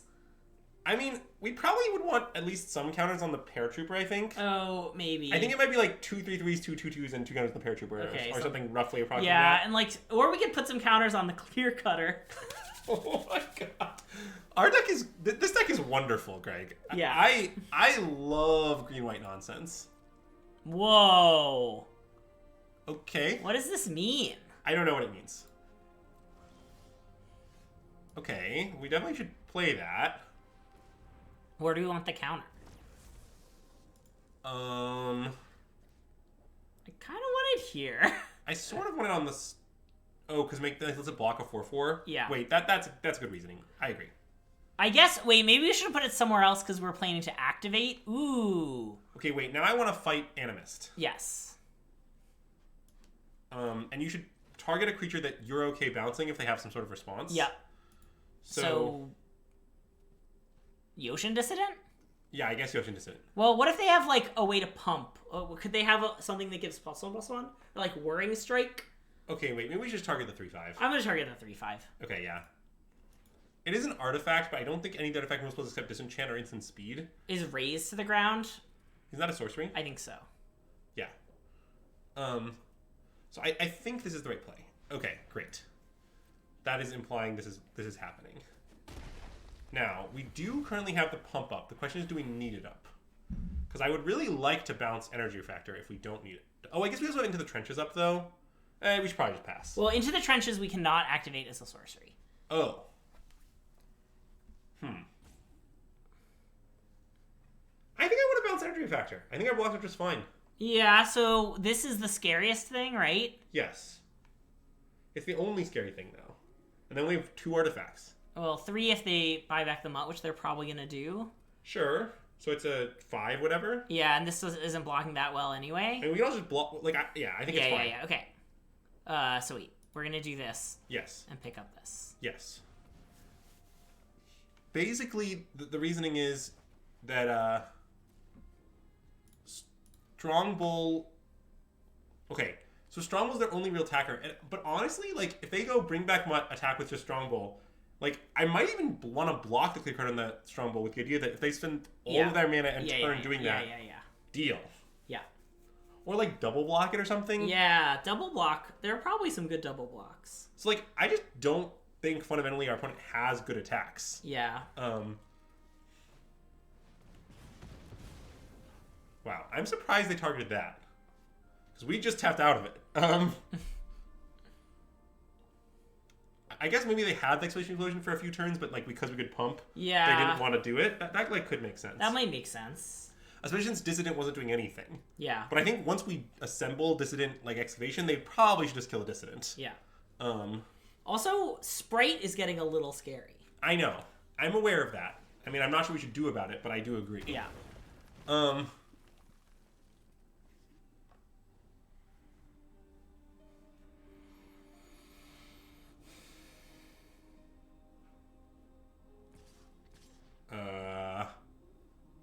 Okay, I don't understand what's happening now. I mean, we should definitely just block with our two things that aren't Yoshi, Wait, right? What if we just take the 2 here?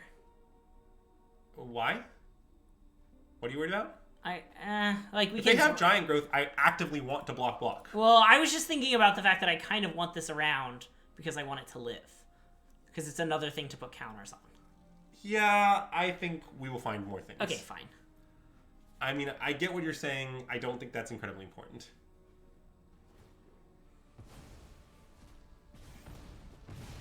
And I also think I think our main way we lose the game is being burned out. Yep. So opportunist with the counter on itself? I guess, wait, should we play this first? Then we can't put a counter on the opportunist, though. Oh, sure, okay. I want to put all the counters on the opportunist, I think. Oh, actually, wait a minute. I want XL Strongbow. I agree. Okay.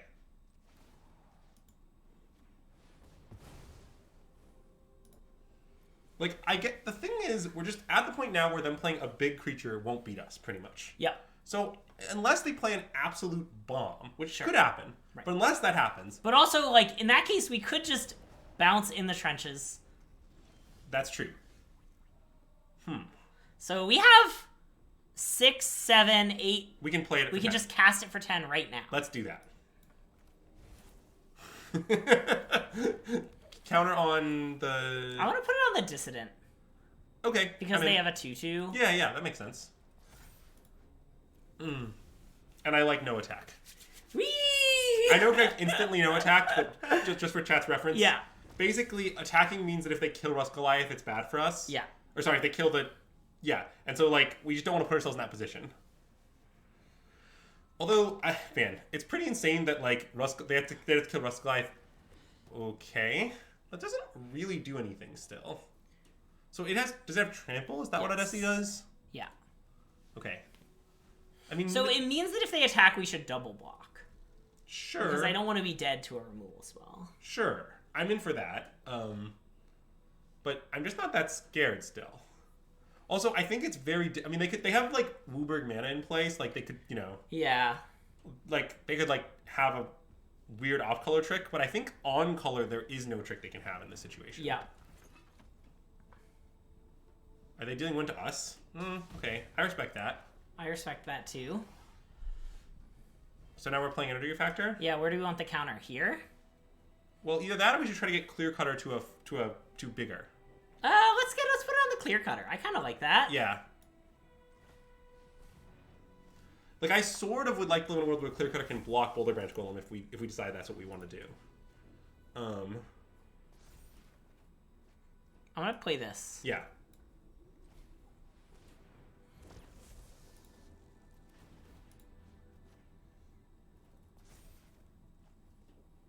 Wait, now we can just play the worm off the Clear Cutter. The Clear Cutters are 1,000,000. Yeah. Slam it. Yeah, slam it. I mean, and then we start going off with the Ocean Dissident Worm again. Okay, so now where's the counter go? I don't know, man. I want to hear. Yeah, that sounds fine. Like, do we even want to attack? No. I mean, I guess Opportunist could have attacked. Yeah. We are 2-0 with this deck. But we are also 7-0 to draft. Yeah, we 7-0 to draft with green-white aggro, and then we immediately drafted green-white nonsense. Yeah. And this is nonsense. Oh god, our deck is so sweet. It's like, I think we have to be done because we've been playing for so long. Oh my god, this deck is really, really excellent, I think.